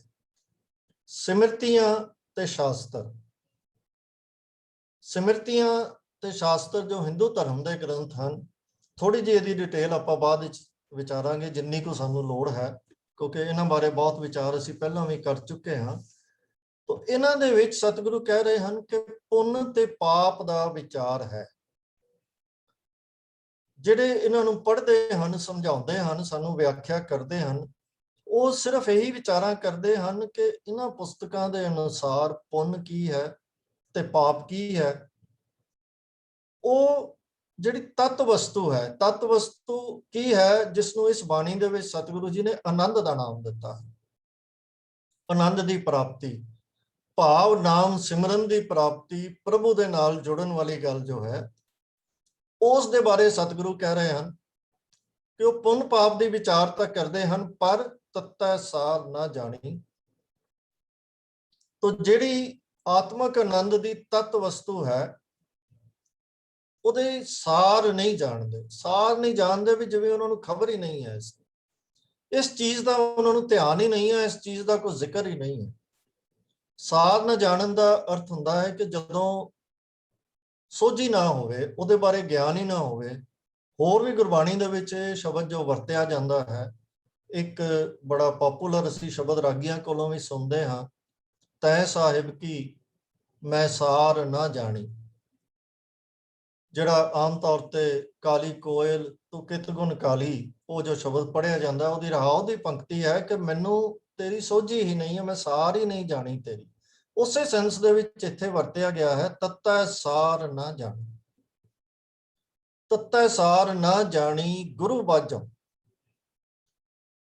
ਇਹ ਗੱਲ ਦੁਬਾਰਾ ਕਹਿ ਕੇ ਸਤਿਗੁਰੂ ਜੀ ਸਾਨੂੰ ਮਤਲਬ ਸਟ੍ਰੈਸ ਅਪਾਉਨ ਕਰ ਰਹੇ ਹਨ ਕਿ ਗੁਰੂ ਤੋਂ ਬਿਨਾਂ ਇਹ ਜਿਹੜੀ ਤਤ ਵਸਤੂ ਹੈ, ਆਨੰਦ ਦੀ ਪ੍ਰਾਪਤੀ, ਪ੍ਰਭੂ ਮਿਲਾਪ ਦੀ ਪ੍ਰਾਪਤੀ, ਨਾਮ ਸਿਮਰਨ ਦੀ ਪ੍ਰਾਪਤੀ, ਇਹ ਗੁਰੂ ਵਾਜੋਂ ਨਹੀਂ ਜਾਣੀ ਜਾ ਸਕਦੀ। ਗੁਰੂ ਤੋਂ ਬਿਨਾਂ ਹੋਰ ਕਿਤੋਂ ਵੀ ਪ੍ਰਾਪਤ ਨਹੀਂ ਹੋ ਸਕਦੀ। ਤਤੈ ਸਾਰ ਨਾ ਜਾਣੇ। 2 ਪੰਕਤੀਆਂ ਦੇ ਵਿੱਚ 3 ਵਾਰੀ ਸਤਿਗੁਰੂ ਜੀ ਨੇ ਸਾਨੂੰ ਸਟ੍ਰੈਸ ਅਪਾਉਨ ਕਰਕੇ ਵਾਰ-ਵਾਰ ਇਹ ਗੱਲ ਸਮਝਾ ਦਿੱਤੀ ਕਿ ਇਹ ਜੋ ਹੋਰ ਧਾਰਮਿਕ ਗ੍ਰੰਥ ਹਨ, ਇਹ ਗੁਰੂ ਦੀ ਸਿੱਖਿਆ ਤੋਂ ਇਲਾਵਾ ਹੋਰ ਜਿੰਨੇ ਵੀ ਸੋਰਸਿਸ ਹਨ, ਚਾਹੇ ਫਿਲਾਸਫੀਆਂ ਦੇ ਹਨ, ਚਾਹੇ ਕੁਝ ਵੀ ਹਨ, ਇਹ ਸਾਰੇ ਜਿਸ ਚੀਜ਼ਾਂ ਦੀ ਚਰਚਾ ਕਰਦੇ ਹਨ, ਜਿਨ੍ਹਾਂ ਦੀ ਵਿਚਾਰ ਕਰਦੇ ਹਨ, ਉਹ ਤਤ ਵਸਤੂ ਨਹੀਂ ਹੈ। ਤਤ ਵਸਤੂ ਬਹੁਤ ਉੱਚੀ ਚੀਜ਼ ਹੈ। ਉਹ ਪ੍ਰਭੂ ਮਿਲਾਪ, ਪ੍ਰਭੂ ਦੇ ਗੁਣ ਗਾਨ ਦੀ ਗੱਲ ਹੈ, ਆਨੰਦ ਦੀ ਪ੍ਰਾਪਤੀ ਹੈ, ਵਿਸਮਾਦ ਦੀ ਅਵਸਥਾ ਦੀ ਪ੍ਰਾਪਤੀ ਹੈ, ਤੇ ਇਹਨਾਂ ਨੂੰ ਇਹਦੇ ਬਾਰੇ ਸੋਝੀ ਤੱਕ ਨਹੀਂ ਹੈ।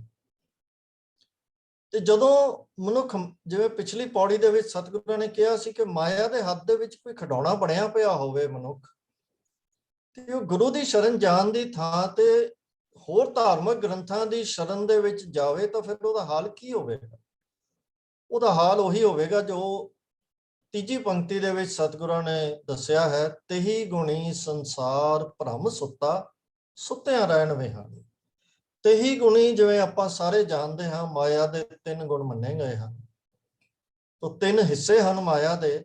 ਤਾਂ ਜਦੋਂ ਅਸੀਂ 3 ਗੁਣਾਂ ਦੀ ਗੱਲ ਕਰ ਦਿੰਦੇ ਹਾਂ ਤਾਂ ਇਹ ਤੇਹੀ ਗੁਣੀ ਦਾ ਭਾਵ ਮਾਇਆ, ਉਹ ਰਚਨਾ ਜਿਹੜੀ ਸਾਨੂੰ ਪ੍ਰਭੂ ਨਾਲ ਤੋੜ ਰਹੀ ਹੈ, ਇੱਥੇ ਉਹਦਾ ਜ਼ਿਕਰ ਹੈ। ਤਾਂ ਪੂਰਾ ਸੰਸਾਰ ਜੋ ਹੈ, ਸਤਿਗੁਰੂ ਕਹਿ ਰਹੇ ਹਨ ਕਿ ਇਹ ਜੋ ਜਗਤ ਹੈ, ਇਹ 3 ਗੁਣਾਂ ਦੇ ਵਿੱਚ, ਮਾਇਆ ਦੇ ਵਿੱਚ, ਇਹਦੇ ਹੀ ਭਰਮ ਸੁੱਤਾ। ਭਰਮ ਦਾ ਮਤਲਬ ਹੁੰਦਾ ਜਦੋਂ ਬੰਦਾ ਭਰਮਿਆ ਹੁੰਦਾ ਤਾਂ ਉਹ ਭਟਕ ਰਿਹਾ ਹੁੰਦਾ, ਉਹ ਟੱਕਰਾਂ ਮਾਰ ਰਿਹਾ ਹੁੰਦਾ, ਕਦੀ ਇੱਧਰ ਜਾਂਦਾ ਕਦੀ ਉੱਧਰ ਜਾਂਦਾ, ਪਰ ਉਹਨੂੰ ਜੋ ਵਸਤੂ ਪ੍ਰਾਪਤ ਕਰਨੀ ਹੁੰਦੀ ਹੈ ਉਹ ਪ੍ਰਾਪਤ ਨਹੀਂ ਹੁੰਦੀ। ਉਹ ਭਰਮ ਦਾ ਇਹ ਮਾਇਆ ਦੇ ਮੋਹ ਦੇ ਵਿੱਚ ਹੀ ਗਲਤਾਨ ਹੋ ਕੇ ਉਹ ਸੌਂ ਹੀ ਜਾਂਦਾ ਹੈ। ਭਾਵ ਉਹਨੂੰ ਇਹ ਸੋਝੀ ਹੀ ਭੁੱਲ ਜਾਂਦੀ ਹੈ ਕਿ ਮੈਂ ਇੱਥੋਂ ਕੀ ਤਤ ਵਸਤੂ, ਤਤ ਸਾਰ, ਜਿਹੜੀ ਤਤੈ ਸਾਰ ਨਾ ਜਾਣੀ ਦੱਸਿਆ ਸਤਿਗੁਰਾਂ ਨੇ, ਉਹ ਤਤ ਪ੍ਰਾਪਤ ਕਰਨਾ ਸੀ, ਉਹਦੇ ਤੋਂ ਬਿਲਕੁਲ ਗਾਫਲ ਹੋ ਜਾਂਦਾ ਹੈ, ਅਚੇਤ ਹੋ ਜਾਂਦਾ ਹੈ, ਸੌਂ ਜਾਂਦਾ। ਭਾਵ ਉਹਨੂੰ ਸੋਝੀ ਹੀ ਨਹੀਂ ਆਉਂਦੀ। ਤੇ ਇਸ ਅਵਸਥਾ ਦੇ ਵਿੱਚ ਕੀ ਹੈ, ਸਤਿਗੁਰੂ ਕਹਿ ਰਹੇ ਹਨ ਕਿ ਸੁੱਤਿਆਂ ਰਹਿਣ ਵਿਹਾਣੀ। ਭਾਵ ਉਹ ਵਿਕਾਰਾਂ ਦੀ, ਮਾਇਆ ਦੀ ਇਸ ਨੀਂਦ ਦੇ ਵਿੱਚ ਸੁੱਤਾ ਸੁੱਤਾ ਹੀ ਰਹਿਣ ਵਿਹਾ ਦਿੰਦਾ, ਸਾਰੀ ਰਾਤ ਗੁਜ਼ਾਰ ਦਿੰਦਾ ਹੈ। ਰਹਿਣ ਦਾ ਅਰਥ ਇੱਥੇ ਇਹ ਜੋ ਸਾਡਾ ਜੀਵਨ ਹੈ, ਇਹ ਸਾਰੀ ਉਮਰ ਹੈ, ਉਹਦਾ ਜ਼ਿਕਰ ਸਤਿਗੁਰੂ ਕਹਿ ਰਹੇ। ਹੁੰਦਾ ਕੀ ਹੈ ਕਿ ਇਹਨਾਂ ਧਾਰਮਿਕ ਪੁਸਤਕਾਂ ਦੇ ਵਿੱਚ ਟੱਕਰਾਂ ਮਾਰ ਕੇ, ਭਰਮ ਕੇ, ਸੰਸਾਰ ਜੋ ਹੈ ਮਾਇਆ ਦੇ ਭਰਮ ਦੇ ਵਿੱਚ ਟੱਕਰਾਂ ਮਾਰ ਕੇ ਸੌਂ ਜਾਂਦਾ ਹੈ, ਇਹਦੇ ਮੋਹ ਵਿੱਚ, ਇਹਦੇ ਪਿਆਰ ਦੇ ਵਿੱਚ ਇਹ ਸੁੱਤਾ ਹੀ ਰਹਿ ਜਾਂਦਾ ਹੈ, ਤੇ ਸੁੱਤਿਆਂ ਹੀ ਸਾਰੀ ਉਮਰ ਗੁਜ਼ਰ ਜਾਂਦੀ ਹੈ। ਤਾਂ ਫੇਰ ਹੋਵੇ ਕੀ, ਕਿਹਦਾ ਛੁਟਕਾਰਾ ਹੋਵੇ? ਜਿਵੇਂ ਪਿਛਲੀ ਪੌੜੀ ਵਿੱਚ ਸਤਿਗੁਰੂ ਜੀ ਨੇ ਸਮਝਾਇਆ ਸੀ, ਗੁਰ ਕਿਰਪਾ ਤੇ ਸੇ ਜਨ ਜਾਗੇ, ਜਿਨ੍ਹਾਂ ਹਰ ਮਨ ਵਸਿਆ, ਬੋਲੇ ਅੰਮ੍ਰਿਤ ਬਾਣੀ। ਜਿਹਦੇ ਤੇ ਗੁਰੂ ਦੀ ਕਿਰਪਾ ਹੋ ਜਾਏ, ਅਕਾਲ ਪੁਰਖ ਗੁਰੂ ਦੀ ਸ਼ਰਨ ਦੇ ਵਿੱਚ ਪਾ ਦੇਵੇ, ਗੁਰੂ ਸਿੱਖਿਆ ਦੇਵੇ, ਤੇ ਅਸੀਂ ਸਿੱਖਿਆ ਦੇ ਉੱਤੇ ਚੱਲਣਾ ਸ਼ੁਰੂ ਕਰ ਦਈਏ, ਤਾਂ ਫਿਰ ਉਹ ਜਾਗਣਾ ਸ਼ੁਰੂ ਹੋ ਜਾਂਦਾ ਹੈ। ਭਾਵ ਉਹਨੂੰ ਜਗਤ ਦੇ ਵਿੱਚ, ਉਹ ਪ੍ਰਭੂ ਦੀ ਯਾਦ ਦੇ ਵਿੱਚ ਟਿਕ ਜਾਂਦਾ ਹੈ। ਜਿਹੜੀ ਗੱਲ ਤੋਂ ਉਹ ਸੁੱਤਾ ਪਿਆ ਸੀ, ਹੁਣ ਜਾਗਰਿਤ ਅਵਸਥਾ ਦੇ ਵਿੱਚ ਉਹ ਕੰਮ ਕਰਨਾ ਸ਼ੁਰੂ ਕਰ ਦਿੰਦਾ। ਪਹਿਲਾਂ ਉਹ ਸੁੱਤਾ ਪਿਆ ਸੀ ਮਾਇਆ ਦੇ ਮੋਹ ਦੇ ਵਿੱਚ, ਹੁਣ ਉਹ ਜਾਗ ਪਿਆ ਤੇ ਗੁਰੂ ਦੇ ਚਰਨਾਂ ਨਾਲ ਜੁੜ ਗਿਆ, ਅਕਾਲ ਪੁਰਖ ਨਾਲ ਜੁੜ ਗਿਆ, ਅਕਾਲ ਪੁਰਖ ਦੀ ਯਾਦ ਦੇ ਵਿੱਚ ਜੁੜ ਗਿਆ, ਤਾਂ ਉਹ ਜਾਗਿਆ ਹੋਇਆ ਹੋ ਗਿਆ। ਹੁਣ ਸੁੱਤੇ ਤੋਂ ਜਾਗੇ ਦੀ ਅਵਸਥਾ ਆ ਗਈ। ਤੇ ਇਹਦੇ ਬਾਰੇ ਸਤਿਗੁਰੂ ਜੀ ਕਹਿੰਦੇ ਹਨ ਕਿ ਅੱਗੇ 2 ਗੱਲਾਂ ਸਤਿਗੁਰੂ ਜੀ ਨੇ ਕਹੀਆਂ, ਜਿਨ੍ਹਾਂ ਹਰ ਮਨ ਵਸਿਆ। ਕਿਹੜੇ ਜਾਗੇ ਹਨ? ਜਿਨ੍ਹਾਂ ਦੇ ਮਨ ਦੇ ਵਿੱਚ ਹਰੀ ਦੀ ਯਾਦ ਵਸ ਗਈ। ਇਹ ਨਿਸ਼ਾਨੀ ਹੈ ਜਾਗੇ ਹੋਣ ਦੀ। ਪਰ ਇਹ ਹੋਇਆ ਕਿਸ ਤਰ੍ਹਾਂ? ਅੱਗੇ ਸਤਿਗੁਰੂ ਜੀ ਨੇ ਦੱਸਿਆ, ਬੋਲੇ ਅੰਮ੍ਰਿਤ ਬਾਣੀ। ਗੁਰੂ ਦੀ ਅੰਮ੍ਰਿਤ ਬਾਣੀ, ਗੁਰਬਾਣੀ, ਉਹਦਾ ਉਪਦੇਸ਼, ਉਹ ਹਰ ਵੇਲੇ ਬੋਲਦਾ ਹੈ, ਗਾਉਂਦਾ ਹੈ, ਉਹਨੂੰ ਯਾਦ ਕਰਦਾ ਹੈ, ਹਿਰਦੇ ਵਿੱਚ ਵਸਾਉਂਦਾ ਹੈ। ਉਹ ਹਰ ਵੇਲੇ ਪ੍ਰਭੂ ਦੀ ਸਿਫਤ ਸਲਾਹ ਕਰਦੇ ਹਨ, ਗੁਰੂ ਦੀ ਬਾਣੀ ਉਚਾਰਦੇ ਹਨ, ਗੁਰੂ ਦੀ ਪ੍ਰਭੂ ਦੀ ਸਿਫਤ ਸਲਾਹ ਵਾਲੀ ਬਾਣੀ ਉਚਾਰਦੇ ਹਨ, ਕਿਉਂਕਿ ਇਹ ਅੰਮ੍ਰਿਤ ਬਾਣੀ ਹੈ। ਅੰਮ੍ਰਿਤ ਦਾ ਭਾਵ ਹੈ ਜੀਵਨ ਦੇਣ ਵਾਲੀ ਬਾਣੀ। ਸਰੀਰੀ ਜੀਵਨ ਦੇਣ ਵਾਲੀ ਬਾਣੀ ਦਾ ਭਾਵ ਹੈ ਆਨੰਦ ਦੇਣ ਵਾਲੀ ਬਾਣੀ, ਆਨੰਦ ਤੱਕ ਪਹੁੰਚਾਉਣ ਵਾਲੀ ਬਾਣੀ। तो सतगुरु जी कह रहे हैं कि एक अवस्था वो है कि तिही गुणी संसार भ्रम सुता, सुत्या रहन में हानी। ते दूजी ये है कि गुर किरपा ते से जन जागे। गुरु की किरपा नाल अजिहे व्यक्ति जाग पए जिन्हां हर मन वसिया, जिन्हां दे हिरदे विच प्रभु वस गया ते उन्हां दी ज़बान दे उत्ते वो हर वेले बोलदे की हन, गुरु ਦੀ ਅੰਮ੍ਰਿਤ ਬਾਣੀ, ਗੁਰੂ ਦੀ ਆਨੰਦਮਈ ਬਾਣੀ, ਗੁਰੂ ਦੀ ਜੀਵਨ ਬਖਸ਼ਣ ਵਾਲੀ ਬਾਣੀ, ਉਹਨੂੰ ਹਰ ਵੇਲੇ ਪੜ੍ਹਦੇ ਹਨ, ਗਾਉਂਦੇ ਹਨ, ਬੋਲਦੇ ਹਨ। ਕਹੈ ਨਾਨਕ ਸੋ ਤਤ ਪਾਏ। ਨਾਨਕ ਕਹਿੰਦਾ ਹੈ, ਭਾਵ ਗੁਰੂ ਅਮਰਦਾਸ ਸਾਹਿਬ ਜੀ ਨਾਨਕ ਜੀ ਦੇ ਤੀਜੇ ਸਰੂਪ ਕਹਿ ਰਹੇ ਹਨ ਕਿ ਤਤ ਵਸਤੂ ਜਿਹਦਾ ਜ਼ਿਕਰ ਸਤਿਗੁਰੂ ਜੀ ਕਹਿ ਰਹੇ ਹਨ, ਪ੍ਰਭੂ ਮਿਲਾਪ, ਆਨੰਦ, ਅੰਮ੍ਰਿਤ ਦੀ ਪ੍ਰਾਪਤੀ ਜੋ ਹੈ, ਸੋ ਤਤ ਪਾਏ ਜਿਸ ਨੂੰ ਅਨ ਦਿਨ ਹਰ ਲਿਵ ਲਾਗੈ। ਅਨ ਦਿਨ ਦਾ ਮਤਲਬ ਹਰ ਵੇਲੇ, ਦਿਨ ਰਾਤ, ਹਰ ਰੋਜ਼, ਹਰ ਲਿਵ ਲਾਗੈ। ਜਿਹਦੀ ਕੰਟੀਨਿਊਸਲੀ ਹਰੀ ਦੇ ਵਿੱਚ ਲਿਵ ਲੱਗ ਗਈ, ਹਰੀ ਦੀ ਯਾਦ ਕੰਟੀਨਿਊਸਲੀ ਉਹਦੇ ਮਨ ਦੇ ਵਿੱਚ ਵਸ ਗਈ, ਤੇ ਫਿਰ ਜਾਗਤ ਰਹਿਣ ਵੇ ਹਨ। ਅਜਿਹੇ ਵਡਭਾਗੇ ਮਨੁੱਖ ਦੀ, ਅਜਿਹੇ ਵਡਭਾਗੇ ਗੁਰੂ ਦੀ ਸ਼ਰਨ ਪਏ ਹੋਏ ਦੇ ਮਨੁੱਖ ਦੀ ਇਹ ਜੋ ਉਮਰ ਹੈ ਉਹ ਜਾਗਦਿਆਂ ਕੱਟਦੀ ਹੈ। ਜਾਗਤ ਰਹਿਣ ਵਿਹਾਣੀ ਭਾਵ ਉਹ ਹਰੀ ਦੇ ਸਿਮਰਨ ਦੇ ਵਿੱਚ, ਹਰੀ ਦੀ ਯਾਦ ਦੇ ਵਿੱਚ ਇਹ ਸਾਰੀ ਉਮਰ ਉਸ ਦੀ ਲੰਘਦੀ ਹੈ, ਕਿਉਂਕਿ ਉਹਦੀ ਅਨ ਦਿਨ ਹਰ ਲਿਵ ਲੱਗ ਗਿਆ। ਕੰਟੀਨਿਊਸਲੀ ਉਹਦੀ ਕੌਨਸ਼ੀਅਸਨੈਸ ਦੇ ਵਿੱਚ, ਉਹਦੇ ਚਿੱਤ ਦੇ ਵਿੱਚ, ਹਿਰਦੇ ਵਿੱਚ ਹਰੀ ਦੀ ਯਾਦ ਵਸ ਜਾਂਦੀ ਹੈ।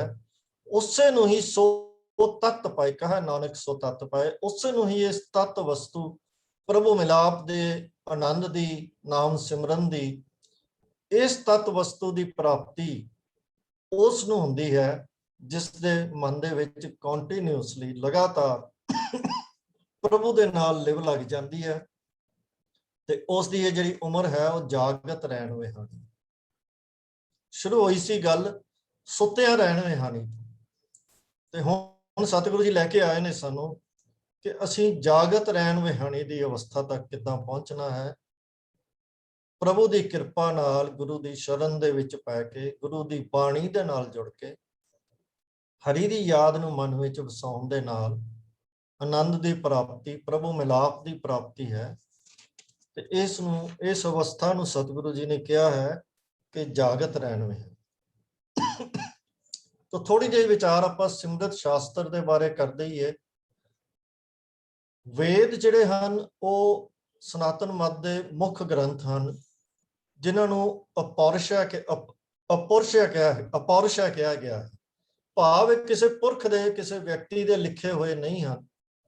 ਇਹ ਉਸ ਬ੍ਰਹਮ ਦੀ ਰਚਨਾ ਹਨ ਜਿਨੇ ਇਹ ਗਿਆਨ ਮਨੁੱਖ ਨੂੰ ਦਿੱਤਾ।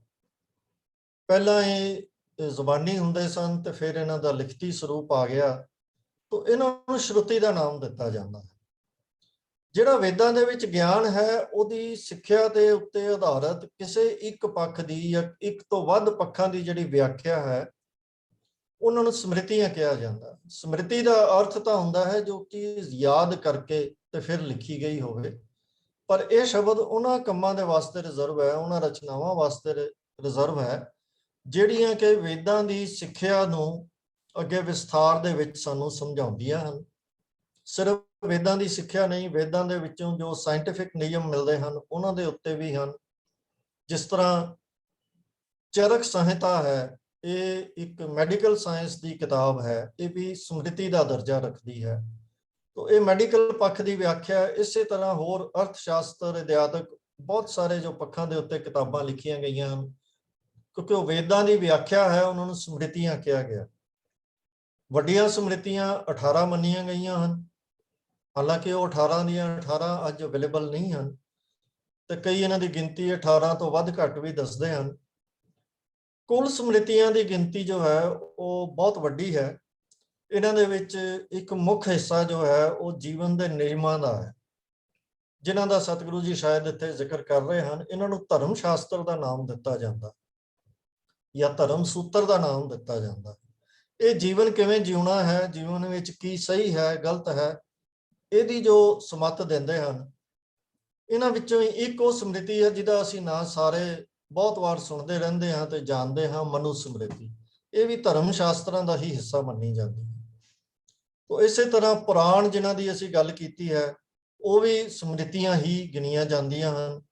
ਰਾਮਾਇਣ ਮਹਾਭਾਰਤ ਇਹਨਾਂ ਨੂੰ ਵੇਦਾਂ ਦਾ ਇਤਿਹਾਸਕ ਪੱਖ ਮੰਨ ਕੇ, ਉਸ ਦੀ ਵਿਆਖਿਆ ਮੰਨ ਕੇ ਇਹਨਾਂ ਨੂੰ ਸਮ੍ਰਿਤੀਆਂ ਦਾ ਦਰਜਾ ਦੇ ਦਿੱਤਾ ਜਾਂਦਾ ਹੈ। ਤੇ ਸ਼ਾਸਤਰ ਜਿਹੜੇ ਹਨ ਉਹ ਅਸੀਂ ਜਾਣਦੇ ਹਾਂ ਕਿ 6 ਸ਼ਾਸਤਰ ਹਨ, 6 ਵਿਆਖਿਆਵਾਂ ਹਨ ਜੀਵਨ ਪੱਧਤੀਆਂ ਦੀਆਂ। ਤੇ ਸਤਿਗੁਰੂ ਜੀ ਉਹਨਾਂ ਦਾ ਵੀ ਜ਼ਿਕਰ ਕਰ ਰਹੇ ਹਨ, ਸਮ੍ਰਿਤੀਆਂ ਦਾ ਵੀ ਤੇ ਸ਼ਾਸਤਰਾਂ ਦਾ ਵੀ। ਤੋ ਇਹ ਜੋ ਸ਼ਾਸਤਰ ਤੇ ਸਮ੍ਰਿਤੀਆਂ ਹਨ ਇਹ ਆਪੋ ਆਪਣੇ ਢੰਗ ਦੇ ਨਾਲ ਜੀਵਨ ਦੀ ਸੇਧ ਦਿੰਦੀਆਂ ਹਨ। ਸ਼ਾਸਤਰ ਤਾਂ ਸਪਸ਼ਟ ਤੌਰ ਤੇ ਫਿਲਾਸਫੀਆਂ ਹਨ, ਜੀਵਨ ਦੀਆਂ 6 ਫਿਲਾਸਫੀਆਂ ਹਨ ਜੋ ਆਪਣੇ ਆਪਣੇ ਢੰਗ ਦੇ ਨਾਲ ਇਹ ਦੱਸਦੀਆਂ ਹਨ ਕਿ ਅਸੀਂ ਆਪਣੇ ਜੀਵਨ ਦਾ ਮਨੋਰਥ ਕੀ ਹੈ, ਇਹਨੂੰ ਪ੍ਰਾਪਤ ਕਿਵੇਂ ਕਰਨਾ ਹੈ, ਕਿਸ ਟਾਈਪ ਦਾ ਅਸੀਂ ਜੀਵਨ ਜੀਣਾ, ਉਹਦੇ ਬਾਰੇ ਸੇਧ ਦਿੰਦੀਆਂ। ਤੇ ਸਮ੍ਰਿਤੀਆਂ ਵੀ ਜੋ ਹਨ ਉਹ ਇਹਨਾਂ ਦਾ ਜੋ ਹਿੱਸਾ ਹੈ ਧਰਮ ਸ਼ਾਸਤਰ ਦਾ, ਉਹ ਸਿੱਧੇ ਤੌਰ ਦੇ ਉੱਤੇ ਸਾਨੂੰ ਇਹ ਸੇਧ ਦਿੰਦਾ ਹੈ ਕਿ ਅਸੀਂ ਜੀਵਨ ਕਿਵੇਂ ਗੁਜ਼ਾਰਨਾ ਹੈ, ਜਿਵੇਂ ਕਿ ਮਨੂ ਸਮ੍ਰਿਤੀ ਦੇ ਵਿੱਚ ਵੀ ਹੈ। ਅਤੇ ਹੋਰ ਵੀ ਬਹੁਤ ਸਾਰੀਆਂ ਸਮ੍ਰਿਤੀਆਂ ਦੇ ਵਿੱਚ ਇਹ ਸੇਧਾਂ ਦਿੱਤੀਆਂ ਗਈਆਂ ਹਨ ਕਿ ਅਸੀਂ ਜੀਵਨ ਕਿੱਦਾਂ ਗੁਜ਼ਾਰਨਾ ਹੈ, ਜੀਵਨ ਵਿੱਚ ਚੰਗੇ ਕੰਮ ਕੀ ਹਨ, ਮਾੜੇ ਕੰਮ ਕੀ ਹਨ, ਕਿਹਨਾਂ ਨਾਲ ਦੇਵਤਿਆਂ ਦੀ, ਬ੍ਰਹਮ ਦੀ, ਪ੍ਰਭੂ ਦੀ ਖੁਸ਼ੀ ਪ੍ਰਾਪਤ ਕੀਤੀ ਜਾ ਸਕਦੀ ਹੈ। ਤੋ ਇਸ ਚੀਜ਼ ਨੂੰ ਸਤਿਗੁਰਾਂ ਨੇ ਕਿਹਾ ਹੈ ਕਿ ਇਹ ਪਾਪ ਤੇ ਪੁੰਨ ਦੀ ਵਿਚਾਰ ਕਰਦੇ। ਇਹ ਵਿਚਾਰਾਂ ਕਰਦੇ ਹਨ, ਪਾਪ ਪੁੰਨ ਕੀ ਹੈ, ਰੱਬ ਹੈ ਨਹੀਂ ਹੈ, ਜੀਵਨ ਦਾ ਮਨੋਰਥ ਇਹ ਹੈ ਜਾਂ ਉਹ ਹੈ। ਪਰ ਜੇ ਵੱਧ ਤੋਂ ਵੱਧ ਵੀ ਕਹੀਏ ਤਾਂ ਇਹ ਜੀਵਨ ਦੇ ਕਿਸੇ ਇੱਕ ਦੋ ਪੱਖਾਂ ਦੇ ਨਾਲ ਹੀ ਡੀਲ ਕਰਦੇ ਹਨ, ਪਰ ਸਮੁੱਚੇ ਜੀਵਨ ਦੀ ਸੇਧ ਇਹਨਾਂ ਵਿੱਚੋਂ ਸਾਨੂੰ ਪ੍ਰਾਪਤ ਨਹੀਂ ਹੁੰਦੀ। ਤੋ ਇੱਥੇ ਸਤਿਗੁਰੂ ਜੀ ਜਿਸ ਤੱਤ ਵਸਤੂ ਦੀ ਗੱਲ ਕਰ ਰਹੇ ਹਨ ਉਹ ਆਪਣੇ ਜੀਵਨ ਮਨੋਰਥ ਦੀ ਪ੍ਰਾਪਤੀ ਹੈ, ਅਕਾਲ ਪੁਰਖ ਨਾਲ ਅਭੇਦਤਾ ਤੱਕ ਕਿਵੇਂ ਪਹੁੰਚਣਾ ਹੈ, ਇਹ ਜੋ ਤੱਤ ਵਸਤੂ ਹੈ ਉਹ ਇਹਨਾਂ ਗ੍ਰੰਥਾਂ ਦੇ ਵਿੱਚ ਸਤਿਗੁਰੂ ਜੀ ਕਹਿ ਰਹੇ ਹਨ ਕਿ ਨਹੀਂ ਮਿਲਦੀ, ਕਿਉਂਕਿ ਇਹਨਾਂ ਦੇ ਵਿਸ਼ੇ ਇਹ ਨਹੀਂ ਹਨ। ਨਾ ਸ਼ਾਸਤਰਾਂ ਦਾ ਇਹ ਵਿਸ਼ਾ ਹੈ, ਨਾ ਸਮ੍ਰਿਤੀਆਂ ਦਾ ਇਹ ਵਿਸ਼ਾ ਹੈ।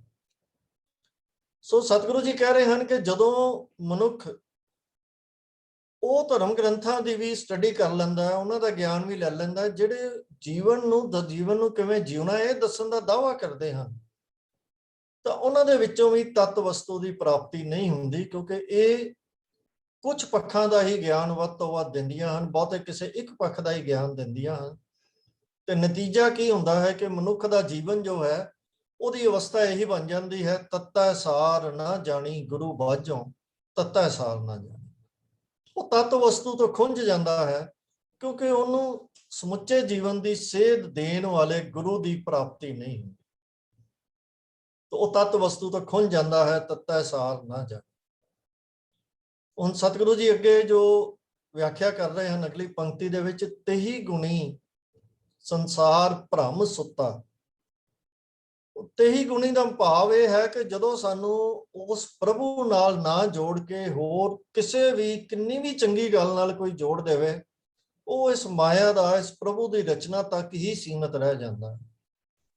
ਅਸੀਂ ਕਿੰਨੇ ਵੀ ਪਵਿੱਤਰ ਕੰਮ ਹੋਰ ਕਰਦੇ ਰਹੀਏ, ਪਰ ਜਦੋਂ ਤੱਕ ਸਾਡੇ ਹਿਰਦੇ ਵਿੱਚ ਪ੍ਰਭੂ ਦੀ ਯਾਦ ਨਹੀਂ ਵਸੀ, ਅਸੀਂ ਜੋ ਗੁਰੂ ਦੀ ਸਿੱਖਿਆ ਦੇ ਨਾਲ, ਗੁਰੂ ਦੀ ਬਾਣੀ ਨਾਲ ਨਹੀਂ ਜੁੜੇ, ਉਦੋਂ ਤੱਕ ਬਾਕੀ ਸਾਰਾ ਕੁਝ ਕਿਸੇ ਵੀ ਧਰਮ ਦੇ ਵਿੱਚ ਹੋਈਏ, ਭਾਵੇਂ ਅਸੀਂ ਆਪਣੇ ਧਰਮ ਦੇ ਵਿੱਚ ਵੀ ਨਜ਼ਰ ਮਾਰ ਕੇ ਦੇਖ ਲਈਏ, ਜਦੋਂ ਤੱਕ ਅਸੀਂ ਗੁਰੂ ਦੀ ਸਿੱਖਿਆ ਦੇ ਉੱਤੇ ਅਮਲ ਨਹੀਂ ਸ਼ੁਰੂ ਕੀਤਾ, ਬਾਹਰੋਂ ਗੁਰੂ ਦੀ ਸਿੱਖਿਆ ਨੂੰ ਜਾਂ ਗੁਰੂ ਪ੍ਰਤੀ ਸ਼ਰਧਾ ਕਰਨ ਵਾਲੇ ਸਾਰੇ ਕਰਮ ਇਤਿਆਦਕ ਜਿਹੜੇ ਹਨ, ਜਿਹੜੇ ਕਰਮ ਕਾਂਡ ਦਾ ਹੀ ਰੂਪ ਲੈ ਜਾਂਦੇ ਹਨ, ਉਹ ਸਾਰੇ ਕਰਦੇ ਰਹੀਏ ਤਾਂ ਇਹ ਤੇਹੀ ਗੁਣੀ ਸੰਸਾਰ ਭਰਮ ਸੁੱਤਾ ਤੱਕ ਹੀ ਸੀਮਤ ਰਹਿ ਜਾਂਦਾ।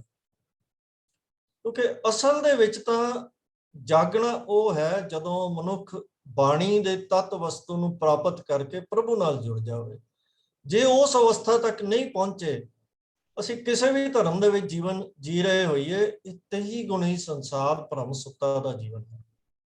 ਇਹ ਨਾ ਸਮਝ ਲਈਏ ਕਿ ਇਹਦੇ ਵਿੱਚ ਸਨਾਤਨ ਧਰਮ ਦੀ ਹੀ ਨਿਖੇਧੀ ਕੀਤੀ ਗਈ ਹੈ। ਇਹ ਸਾਡੇ ਲਈ ਵੀ ਉਨਾ ਹੀ ਰੈਲੇਵੈਂਟ ਹੈ ਕਿ ਜਦੋਂ ਤੱਕ ਅਸੀਂ ਅਗਲੀ ਪੰਕਤੀ ਦੇ ਵਿੱਚ ਸਤਿਗੁਰੂ ਜੀ ਨੇ ਜੋ ਜ਼ਿਕਰ ਕੀਤਾ ਹੈ ਕਿ ਗੁਰੂ ਕਿਰਪਾ ਤੇ ਸੇ ਜਨ ਜਾਗੇ ਜਿਨ੍ਹਾਂ ਹਰ ਮਨ ਵਸਿਆ, ਜਦੋਂ ਹਿਰਦੇ ਦੇ ਵਿੱਚ ਪ੍ਰਭੂ ਦੀ ਯਾਦ ਵਸ ਜਾਵੇ ਅਤੇ ਆਂਦੇ ਹਾਲੇ ਵਲਾਗਿਆ ਵਾਲੀ ਗੱਲ ਬਣ ਜਾਵੇ, ਜਦੋਂ ਤੱਕ ਇਹ ਅਵਸਥਾ ਨਹੀਂ ਹੈ ਜਾਂ ਉਸ ਗੁਰੂ ਦੀ ਸਿੱਖਿਆ ਨਾਲ ਅਸੀਂ ਨਹੀਂ ਜੁੜੇ, ਬੋਲਣਾ ਅੰਮ੍ਰਿਤ ਬਾਣੀ ਵਾਲੀ ਗੱਲ ਸਾਡੇ ਵਿੱਚ ਨਹੀਂ ਹੈ, ਦੋ ਅਸੀਂ ਰਿਕੁਆਇਰਮੈਂਟਸ ਅਗਰ ਅਸੀਂ ਪੂਰੀਆਂ ਨਹੀਂ ਕਰਦੇ ਤਾਂ ਫਿਰ ਅਸੀਂ ਉਹ ਜਾਗੇ ਨਹੀਂ। ਕਿਉਂਕਿ ਗੁਰੂ ਨੇ ਜਾਗੇ ਦੇ ਦੋ ਸਾਈਨ ਦੱਸੇ ਹਨ, ਜੇ ਇਹ ਨਹੀਂ ਹਨ ਸਾਡੇ ਕੋਲ ਫਿਰ ਅਸੀਂ ਸੇਜਨ ਜਾਗੇ ਦੀ ਕੈਟਾਗਰੀ ਵਿੱਚ ਨਹੀਂ ਆ ਸਕਦੇ, ਫਿਰ ਅਸੀਂ ਉਸੇ ਕੈਟਾਗਰੀ ਵਿੱਚ ਆਵਾਂਗੇ ਤੇਹੀ ਗੁਣੀ ਸੰਸਾਰ ਭਰਮ ਸੁੱਤਾ, ਸੁੱਤਿਆਂ ਰਹਿਣ ਵੇ ਹਨ। ਫਿਰ ਉਸੇ ਕੈਟਾਗਰੀ ਚ ਆਵਾਂਗੇ ਜਿਹੜੇ ਅਖੌਤੀ ਧਰਮ ਦਾ ਉਪਦੇਸ਼, ਪੁੰਨ ਪਾਪ ਦਾ ਉਪਦੇਸ਼ ਲੈ ਕੇ ਆਪਣੇ ਜੀਵਨ ਨੂੰ ਸੁਧਾਰਨ ਦਾ ਯਤਨ ਕਰ ਰਹੇ ਹੁੰਦੇ ਹਨ, ਪਰ ਤੱਤਾ ਸਾਰ ਨਾ ਜਾਣੇ। ਤਾਂ ਸਤਿਗੁਰੂ ਕਹਿੰਦੇ ਹਨ ਕਿ ਅਸੀਂ ਚੱਲਣਾ ਹੈ ਸੁੱਤਿਆਂ ਰਹਿਣ ਵਿਹਾਨੀ ਦੀ ਅਵਸਥਾ ਤੋਂ ਜਾਗਤ ਰਹਿਣ ਵਿਹਾਨੀ ਦੀ ਅਵਸਥਾ ਤੱਕ ਚੱਲਣਾ ਹੈ। ਤੇ ਇਹਦੇ ਵਾਸਤੇ ਜਿਹੜਾ ਸਾਡਾ ਧੁਰਾ ਹੈ ਉਹ ਬੋਲੇ ਅੰਮ੍ਰਿਤ ਬਾਣੀ ਹੈ, ਜਿਹੜਾ ਕੱਲ ਦੀਆਂ ਤਿੰਨਾਂ ਪੌੜੀਆਂ ਦੇ ਵਿੱਚ ਸਤਿਗੁਰੂ ਜੀ ਨੇ ਉਪਦੇਸ਼ ਦਿੱਤਾ ਸੀ। ਫਿਰ ਸਤਿਗੁਰੂ ਜੀ ਉਹੀ ਉਪਦੇਸ਼ ਦੁਬਾਰਾ ਦ੍ਰਿੜ ਕਰਾ ਰਹੇ ਹਨ ਕਿ ਆਓ ਬਾਣੀ ਦੇ ਨਾਲ ਜੁੜੀਏ, ਬਾਣੀ ਨੂੰ ਸਮਝੀਏ, ਬਾਣੀ ਨੂੰ ਆਪਣੇ ਜੀਵਨ ਵਿੱਚ ਵਸਾਉਣ ਦਾ ਜਿੰਨਾ ਜਿੰਨਾ ਯਤਨ ਅਕਾਲ ਪੁਰਖ ਦੀ ਕਿਰਪਾ ਨਾਲ ਅਸੀਂ ਗੁਰੂ ਦੀ ਕਿਰਪਾ ਨਾਲ ਕਰ ਸਕਦੇ ਹਾਂ ਉਹ ਕਰੀਏ, ਔਰ ਹਰ ਮਨ ਵਸਿਆ ਤੇ ਆਂਦਨ ਹਾਲੇ ਵਲਾਗਿਆ ਵੱਲ ਆਪਣਾ ਜੀਵਨ ਜਿਹੜਾ ਹੈ ਉਹਨੂੰ ਲਿਜਾਣ ਦਾ ਯਤਨ ਕਰੀਏ, ਤਾਂ ਹੀ ਸਾਡੀ ਉਹ ਅਵਸਥਾ ਜਾਗਤ ਰਹਿਣ ਵਿਹਾਨੀ ਦੀ ਬਣ ਸਕਦੀ ਹੈ। ਇੰਨੀਆਂ ਵਿਚਾਰਾਂ ਪ੍ਰਵਾਨ ਕਰਨੀਆਂ ਜੀ, ਬਹੁਤ ਸਾਰੀਆਂ ਭੁੱਲਾਂ ਹੋ ਗਈਆਂ ਹੋਣਗੀਆਂ, ਖਿਮਾ ਕਰ ਦੇਣਾ ਜੀ। ਵਾਹਿਗੁਰੂ ਜੀ ਕਾ ਖਾਲਸਾ, ਵਾਹਿਗੁਰੂ ਜੀ ਕੀ ਫਤਿਹ। ਵਾਹਿਗੁਰੂ ਜੀ ਕਾ ਖਾਲਸਾ, ਵਾਹਿਗੁਰੂ ਜੀ ਕੀ ਫਤਿਹ। ਦੋ ਪੌੜੀਆਂ ਦੀ ਵਿਚਾਰ ਅਸੀਂ ਅੱਜ ਸਰਵਣ ਕੀਤੀ ਹੈ। ਸਤਿਗੁਰੂ ਪਾਤਸ਼ਾਹ ਜੀ ਨੇ ਬੜੀ ਡੂੰਘੀ ਗੱਲ ਜਿਹੜੀ ਪੌੜੀ ਨੰਬਰ 26 ਦੇ ਵਿੱਚ ਰੱਖੀ ਸਾਡੇ ਸਾਹਮਣੇ, ਜਿਨ੍ਹਾਂ ਦੀ ਵਿਚਾਰ ਵੀ ਪ੍ਰਭੂ ਕੀਰਤਨ ਸਿੰਘ ਨੇ ਸਾਨੂੰ ਸਮਝਾਈ। चेतनता आत्मा ये राम की अंश है, परम पिता परमेश्वर का एक हिस्सा है। दूसरा ये भी बनाया परमात्मा ने, दूसरा माया जो जगत की रचना सारी जित विच जीवन का साडी खेड खेडी जाती। गुरु पातशाह इत्थे एक करते पुरख मालक की वडियाई बेअंतता का जिक्र करते हैं भी शक्तियां जीव नूं बनाउण वाली शक्ति ते जीव दी खचत करन वाली माया, ये दोने शक्तियां परमेश्वर ने बनाईयां। क्योंकि जे आत्मा उहदे अंश जिसनूं असीं कहने हर जीव गुफा अंदर रख के बाजा पवन बजाया, हरी ने वो अपनी जिंद ਉਹਨੂੰ ਅਸੀਂ ਆਤਮਾ ਕਹਿ ਲੈਂਦੇ ਹਾਂ, ਉਹਨੂੰ ਅਸੀਂ ਸ਼ਿਵ ਕਹਿ ਲੈਂਦੇ ਹਾਂ, ਚੇਤਨਤਾ ਕਹਿ ਲੈਂਦੇ ਹਾਂ, ਜਿਹੜਾ ਮਰਜ਼ੀ ਨਾਂ ਦੇਈ। ਹੁਣ ਆਤਮਾ ਕਿਉਂਕਿ ਪਰਮਾਤਮਾ ਦੀ ਅੰਸ਼ ਹੈ, ਉਹਦਾ ਹਿੱਸਾ ਹੈ, ਪਰਮਾਤਮਾ ਨਾਲ ਮੈਂ ਮਿਲਣਾ ਹੈ। ਫਰਕ ਇੰਨਾ ਹੀ ਹੈ, ਇੱਕ ਪਾਣੀ ਦੀ ਬੂੰਦ ਹੈ, ਇੱਕ ਪਾਣੀ ਦਾ ਸਾਗਰ ਹੈ। ਵੱਖਰੀ ਹੋ ਗਈ ਤਾਂ ਬੂੰਦ ਹੈ, पानी सागर च पै गई तो सागर है। बिल्कुल उही फर्क, इन्ना ही फर्क है, मूल तत्त का कोई फर्क नहीं है। जो तत्त उहदे विच हन उही तत्त इहदे विच हन। यही कहते हरि दा वासा है, अंदर हरि दा वासा है। पर क्योंकि उसने एक खेड होर खेडी, वो है माया दी, जिसनूं असीं शक्ति की गल करते हैं। इंसान बाहर मुखी होकर उस माया ਦੀਆਂ ਖੇਡਾਂ 'ਚ ਖੇਡਦਾ ਰਹਿੰਦਾ ਹੈ। ਪਰ ਜਿਸ ਨੂੰ ਇਹ ਗੱਲ ਸਮਝ ਆ ਜਾਂਦੀ ਹੈ ਕਿ ਪਰਮ ਪਿਤਾ ਪਰਮੇਸ਼ਰ ਹੀ ਇਹ ਜਗਤ ਦੀ ਰਚਨਾ ਕਰਨ ਵਾਲਾ ਹੈ, ਜਗਤ ਨੂੰ ਪਾਲਣ ਵਾਲਾ ਹੈ, ਜਗਤ ਦਾ ਸੰਘਾਰ ਕਰਨ ਵਾਲਾ ਹੈ, ਇਹ ਸਾਰੀ ਕਰਤੇ ਪੁਰਖ ਮਾਰਗ ਦੀ ਖੇਡ ਹੈ, ਜਦੋਂ ਇਹ ਗੱਲ ਸਮਝ ਆਉਂਦੀ ਫਿਰ ਆਨੰਦ ਦੇ ਨੇੜੇ ਹੋ ਜਾਂਦਾ ਹੈ, ਕਿਉਂਕਿ ਫਿਰ ਉਹ ਹੁਕਮੀ ਬੰਦਾ ਬਣਦਾ ਹੈ। ਹੁਣ ਫਿਰ ਹੁਕਮ ਰਜਾਈ ਚੱਲਣ ਦੀ ਜਾਚ ਆਉਂਦੀ ਹੈ, ਫਿਰ ਉਹ ਮਾਇਆ ਦੀਆਂ ਬੰਧਨਾਂ ਤੋਂ ਮੁਕਤ ਹੋ ਜਾਂਦਾ, ਮਾਇਆ ਦੇ ਬੰਧਨਾਂ ਵਿੱਚ ਨਹੀਂ ਪੈਂਦਾ। ਇਹ 'ਚ ਕੋਈ ਸ਼ੱਕ ਨਹੀਂ ਹੈ ਕਿ ਦੋਨਾਂ ਦਾ ਮੇਲ ਇੱਕੋ ਥਾਂ, ਵਾਸਾ ਇੱਕੋ ਥਾਂ ਤੇ ਹੈ। ਤੇ ਜਦ ਤੱਕ ਵਾਸਾ ਇੱਕੋ ਜਗ੍ਹਾ ਤੇ, ਆਤਮਾ ਪਰਮਾਤਮਾ ਦਾ ਵਾਸਾ ਇੱਕੋ ਜਗ੍ਹਾ ਤੇ ਹੋਣ ਕਰਕੇ ਮੇਲ ਕਦੋਂ ਹੁੰਦਾ? ਜਦ ਤੱਕ ਇਹ ਰਾਮ ਦੀ ਅੰਸ਼ ਆਪਣੇ ਆਪ ਨੂੰ ਸਮਝਦਾ। ਜਦ ਤੱਕ ਇਹ ਰਾਮ ਦੀ ਅੰਸ਼ ਨਹੀਂ ਸਮਝਦਾ, ਉਦੋਂ ਇਹਦਾ ਵਖਰੇਵਾਂ ਬਾਹਰਮੁਖੀ ਸੁਭਾਅ ਬਣ ਜਾਂਦਾ ਹੈ। ਫਿਰ ਇਹ ਮਾਇਆ ਜਿਹੜੀ ਹੈ, ਜਦੋਂ ਰਾਮ ਦੀ ਅੰਸ਼ ਬੰਦਾ ਇਹ ਮਹਿਸੂਸ ਕਰ ਲਵੇ, ਅਹਿਸਾਸ ਕਰ ਲਵੇ, ਜਦੋਂ ਇਹ ਗੱਲ ਸਮਝ ਲਵੇ, ਤਾਂ ਫਿਰ ਇਹ ਗੱਲ ਸਮਝ ਆ ਜਾਂਦੀ ਹੈ ਕਿ ਮਾਇਆ ਜਿਹੜੀ ਹੈ ਮੇਰੀ ਦਾਸੀ ਹੈ। ਇਨਸਾਨ ਨੂੰ ਫਿਰ ਮਾਇਆ ਦਾਸੀ ਕਰਕੇ ਸਮਝਾਉਂਦੀ ਹੈ, ਮਾਇਆ ਦੇ ਵਿੱਚ ਇਨਸਾਨ ਖਚਿਤ ਨਹੀਂ ਹੁੰਦਾ। ਤੋ ਇਹ ਸਵਾਦ ਜਿਹੜਾ ਹੈ ਇਹ ਸ਼ਬਦ ਰਾਹੀਂ ਮਿਲੇਗਾ, ਉਹਦੇ ਮਿਲਾਪ ਦਾ। ਸ਼ਬਦ ਚਾਖੇ ਸਾਚਾ ਸਾਧ ਪਾਏ। ਸਤਿਗੁਰੂ ਪਾਤਸ਼ਾਹ ਦਾ ਇੱਕ ਬਚਨ ਆਉਂਦਾ, ਸ਼ਬਦ ਚਾਖੇ ਸਾਚਾ ਸਾਧ ਪਾਏ, ਹਰ ਕਾ ਨਾਮ ਮਨ ਵਸਾਏ। ਗੱਲ ਸਿਰਫ ਇੰਨੀ ਯਾਦ ਰੱਖਣੀ ਹੈ ਕਿ ਗੁਰਮੁਖ ਜਾਂ ਮਨਮੁਖ ਇਹ ਕਹਿਣ ਦੀਆਂ ਗੱਲਾਂ ਨਹੀਂ ਹਨ। ਗੁਰਮੁਖ ਆਪਣੀ ਮਰਜ਼ੀ ਨਾਲ ਵੀ ਨਹੀਂ ਬਣਿਆ ਜਾ ਸਕਦਾ। ਵਾਹਿਗੁਰੂ ਦੀ ਅੱਗੇ ਅਰਦਾਸ, ਜੋਦੜੀ, ਬੇਨਤੀ, ਤਰਲਾ, ਮਿਹਨਤ ਗੁਰਮੁਖ ਬਣਨ ਲਈ ਵੀ ਕਰਨੀ ਪੈਂਦੀ ਹੈ। ਉਦਮ ਨਾਲ ਇਕੱਲਾ ਬੰਦਾ ਉਦਮ ਹੀ ਕਰੀ ਜਾਏ, ਆਪਣੀ ਚਲਾਕੀਆਂ ਹੀ ਕਰੀ ਚੱਲੇ, ਚਲਾਕੀਆਂ ਨਾਲ ਗੁਰਮੁਖ ਨਹੀਂ ਬਣਦਾ। ਗੁਰਮੁਖ ਉਹਦੀ ਬਖਸ਼ਿਸ਼ ਨਾਲ ਬਣਦਾ ਹੈ, ਉਹਦੀ ਰਹਿਮਤ ਨਾਲ ਬਣਦਾ ਹੈ। ਸਾਡਾ ਕੰਮ ਉਹਦੇ ਅੱਗੇ ਤਰਲਾ ਕਰਨਾ ਹੈ, ਬੇਨਤੀ ਕਰਨਾ ਹੈ, ਕੰਮ ਕਰਨਾ ਹੈ, ਹੁਕਮ ਰਜ਼ਾਈ, ਹੁਕਮੀ ਬੰਦਾ ਬਣਨ ਦੀ ਕੋਸ਼ਿਸ਼ ਕਰਨੀ ਹੈ। ਤੇ ਹੁਕਮ ਬੰਦਾ ਬਣਨ ਲਈ ਉਸ ਮਾਲਕ ਅੱਗੇ ਅਰਦਾਸ ਵੀ ਕਰਨੀ ਹੈ, ਮਾਲਕ ਸੱਚੇ ਪਾਤਸ਼ਾਹ ਜੀ ਵੀ ਸਾਨੂੰ ਹੁਕਮੀ ਬੰਦਾ ਬਣਾਓ, ਅਸੀਂ ਇਸ ਮਾਇਆ ਦੇ ਪਸਾਰੇ ਤੋਂ ਹਟ ਕੇ ਆਤਮਾ ਪਰਮਾਤਮਾ ਆਪਣੇ ਅੰਸ਼ ਨਾਲ ਮਿਲ ਜਾਏ। ਸਤਿਗੁਰੂ ਜੀ ਨੇ ਇਹ ਵਿਚਾਰ ਸਾਡੀ ਅੱਜ ਇਸ ਪੌੜੀ ਦੇ ਵਿੱਚ ਸਾਨੂੰ ਦਿੱਤੇ। ਜਿੱਥੇ ਅੱਗੇ ਸਿਮਰਤੀਆਂ ਦੀ ਗੱਲ ਕੀਤੀ, ਆਮ ਤੌਰ ਤੇ ਜਗਤ ਦੀ ਖੇਡ ਹੈ, ਪਾਪ ਪੁੰਨ ਗੱਲਾਂ ਹੀ ਕਰਦਾ ਰਹਿੰਦਾ, ਫਲਾਣਾ ਚੀਜ਼ ਪਾਪ ਹੈ, ਫਲਾਣੀ ਚੀਜ਼ ਪੁੰਨ ਹੈ, ਇਹਦੇ 'ਚ ਪਾਪ ਲੱਗੇਗਾ। ਲੇਕਿਨ ਇਹਨਾਂ ਗੱਲਾਂ 'ਚ ਕਰਦੇ ਕਰਦੇ ਕਰਦੇ ਕਰਦੇ ਹੀ ਮਨੁੱਖ ਨੇ ਆਪਣੀ ਜ਼ਿੰਦਗੀ ਨੂੰ ਗਵਾ ਲਿਆ। ਗੁਰੂ ਸਾਹਿਬ ਕਹਿੰਦੇ ਨੇ ਅਸਲ ਵਿੱਚ ਜਿਹੜੇ ਇਹ ਪਾਪ ਪੁੰਨ ਦੀਆਂ ਕਹਾਣੀਆਂ ਨੂੰ ਕਰਦੇ ਰਹਿੰਦੇ ਨੇ ਜਾਂ ਇਹੋ ਹੀ ਗੱਲਾਂ ਕਰਦੇ ਰਹਿੰਦੇ ਨੇ, ਇਸ ਤੋਂ ਉੱਪਰ ਉੱਠਦੇ ਹੀ ਨਹੀਂ, ਉਹ ਹੈ ਸੁਤੜੇ ਅਸੰਖ, ਮਾਇਆ ਝੂਠੀ ਕਾਰਨੇ, ਅੱਗੇ ਹੈ ਨਾਨਕ ਸੇ ਜਗਨ ਜੇ ਰਸਨਾ ਨਾਮ ਉਚਾਰ। ਇਹ ਮਾਇਆ ਝੂਠੀ ਦੇ ਸੁੱਤੇ ਹੋਏ ਨੇ ਜਿਹੜੇ ਪਾਪ ਪੁੰਨ ਦੀਆਂ ਗੱਲਾਂ ਕਰਦੇ ਨੇ। ਤੇ ਉਹ ਗ੍ਰੰਥ ਵੀ ਜਿਹੜੇ ਸਿਰਫ ਪਾਪ ਪੁੰਨ ਤੱਕ ਹੀ ਸੀਮਤ ਰੱਖਦੇ ਨੇ, ਜਿਹੜੇ ਸਿਰਫ ਜਿਹਨਾਂ ਦਾ ਗੱਲ ਸਿਰਫ ਪਾਪ ਪੁੰਨ ਤੱਕ ਹੀ ਹੈ, ਉਹ ਫਿਰ ਤੱਤ ਤੱਕ ਨਹੀਂ ਲਿਜਾ ਸਕਦੇ, ਅਸਲੀਅਤ ਤੱਕ ਨਹੀਂ ਲਿਜਾ ਸਕਦੇ। ਫਲਾਣਾ ਕੰਮ ਕਰੋ, ਫਲਾਣਾ ਕੰਮ ਕਰੋ, ਉਹਦੇ 'ਚ ਇੰਨੇ ਕਰੋ, ਫਲਾਣੇ ਦਾ ਇੰਨਾ ਕੰਮ ਕਰ ਲਓ, ਉਹ ਪਾਪ ਲੱਗੇਗਾ, ਪੁੰਨ ਲੱਗੇਗਾ। ਉਹ ਬਸ ਇੱਥੇ ਤੱਕ ਹੀ ਖੜੇ, ਸਥਲ ਤੇ ਹੀ ਖੜੇ ਨੇ, ਇਸ ਤੋਂ ਅੱਗੇ ਲਿਜਾ ਹੀ ਨਹੀਂ ਸਕਦੇ। ਇਸੇ ਕਰਕੇ ਸਤਿਗੁਰੂ ਜੀ ਨੇ ਸਿਮਰਤ ਸ਼ਾਸਤਰ ਪੁੰਨ ਪਾਪ ਵਿਚਾਰਦਾ ਤੱਤੇ ਸਾਰ ਨਾ ਜਾਣੀ ਦੀ ਗੱਲ ਕੀਤੀ।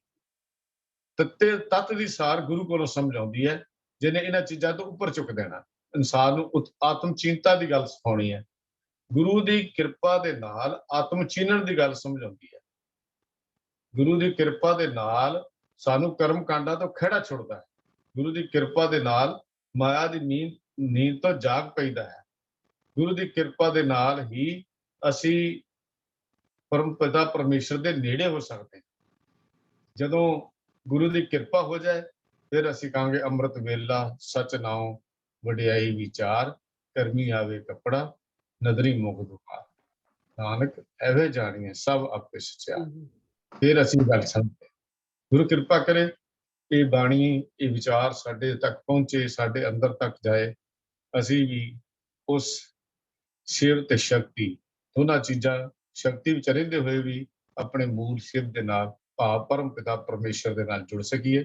ਆਤਮਾ ਰਾਮ ਕੀ ਅੰਸ਼ ਆਪਣੇ ਆਪ ਨੂੰ ਪਛਾਣੇ, ਉਹਦੇ ਨੇੜੇ ਹੋਵੇ, ਉਹਦੇ ਨਾਲ ਮਿਲਾਪ ਕਰੇ। ਇਹੋ ਹੀ ਜੀਵਨ ਦਾ ਮਨੋਰਥ ਹੈ, ਇਹੋ ਹੀ ਜੀਵਨ ਦੀ ਮੰਜ਼ਿਲ ਹੈ, ਇਹੋ ਹੀ ਆਨੰਦ ਹੈ। ਜਦੋਂ ਆਤਮਾ ਪਰਮਾਤਮਾ ਦੇ ਵਿੱਚ ਲੀਨ ਹੋ ਜਾਂਦੀ ਹੈ, ਉਹ ਜਿਉਂਦਿਆਂ ਹੋ ਜਾਂਦੀ ਹੈ। ਮਰਨ ਦਾ ਕੋਈ ਇੱਥੇ ਸੰਕਲਪ ਨਹੀਂ ਹੈ ਕਿ ਮਰਨ ਤੋਂ ਬਾਅਦ ਹੋਏਗੀ। ਇਹੋ ਹੀ ਆਨੰਦ ਹੈ ਜਦੋਂ ਜੀਵ ਆਤਮਾ ਤੇ ਪਰਮਾਤਮਾ ਦਾ ਮੇਲ ਹੋਵੇ। ਗੁਰੂ ਕਿਰਪਾ ਕਰੇ, ਬਖਸ਼ਿਸ਼ ਕਰੇ, ਅਸੀਂ ਇਸ ਅਵਸਥਾ ਤੇ ਪਹੁੰਚ ਜਾਈਏ। ਬੇਨਤੀ ਕਰ ਰਿਹਾ ਹਾਂ ਵੀਰ ਆਇਆ ਸਿੰਘ ਜੀ ਨੂੰ ਜੀ। ਵਾਹਿਗੁਰੂ ਜੀ ਕਾ ਖਾਲਸਾ, ਵਾਹਿਗੁਰੂ ਜੀ ਕੀ ਫਤਿਹ।